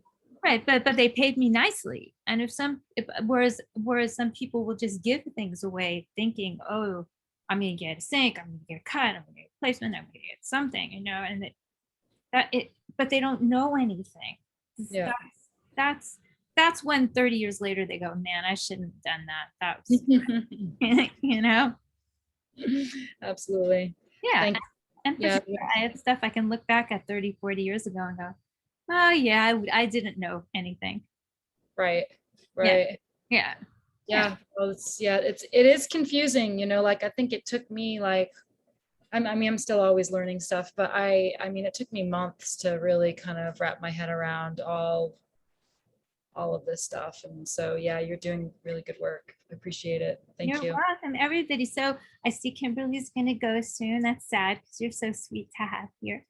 But if anybody has any other questions, you know, let's hop on and ask them quick. And if not, we shall, you know, convene. And remember, you know, you're going to get more information about my course and more information about the Q&A series, which will be like this. And the course includes the Q&A every month. So every month there'll be a monthly Q&A, and the course includes that. But some people might only want to come and hop on the Q&A. So there'll be a series for that too that you can subscribe to. And I will send all that information starting Wednesday. It will be hosted on a platform called Teachable. And that's something new for me that I'm trying out with my coach, Brianna. And so I hope that some of you come take the course, because I do, like I said, I'm not good at hard selling the course, but I do think that the knowledge is power. I'm not going to give it live again for the longest time, because it is so much work for me. And I really, you know, think that it'll be wonderful like my other ones were. And this course will become a video course. So if you don't want to hop on it live, which is much more fun to be live, you will be able to purchase the course as a video course afterwards and do it yourself. So I've been asked for that by so many people. So I am going to make this course that we're going to do, but I'm a live girl, you know. It's much more fun to, at the end of every class, to have a Q&A and be here but you shall see what you like. And one of my amazing students, Sylva's been very quiet tonight, but she's here and she is making a killing, just rocking the world. So I love you, Sylva. I'm glad you're here. Yeah. Oh, and you wrote me. Look at that. Oh, how sweet of you. Thank you so much. Thank you so much. Yeah, I love you, Sylva. You're the best. So any questions, or shall we call it a night? Up to you guys. I'm here to serve. No? I'm getting a no? I'm not getting anything? So, okay. So then I'm so glad you all of you who hung in here till the end. That's so special. That means so much. And it really shows your commitment to learning stuff. And I think that's truly incredible. So hopefully you walked away today, no matter what you do next, with some knowledge that's really going to help you. And for my former students who are here, like Alina, I'm so glad you were here participating. Thank you so much. And there were some others of you here, but they're gone now. But I really appreciate your support, and I'm proud of you for learning so much. All right. So we shall talk soon, I hope, and have a great night. Everybody work really hard, make beautiful music first and foremost. Okay, bye. Yeah. Oh, that's my song. Who's playing my song? I played it. Thank you. That's from a music library. Thank you. Been in a bunch of TV shows. Is that you singing on all the female No, voice? no, I'm not. Oh, wait. Am I singing on those? I think I am singing on a couple of them. Yeah, I think so on those. There's 5 of them, right? Well, I went to YouTube. There's a whole bunch, 14 or 15. Oh, yeah. Sometimes I sing, sometimes I don't. It varies. Yeah. Yeah, he's singing right now. Yeah, he's great. John, what's his name? My brain is stopping. He's an amazing singer. Yeah. Thank you. Thank you for listening. I appreciate it. It's really kind. All right. Bye. All right. Bye.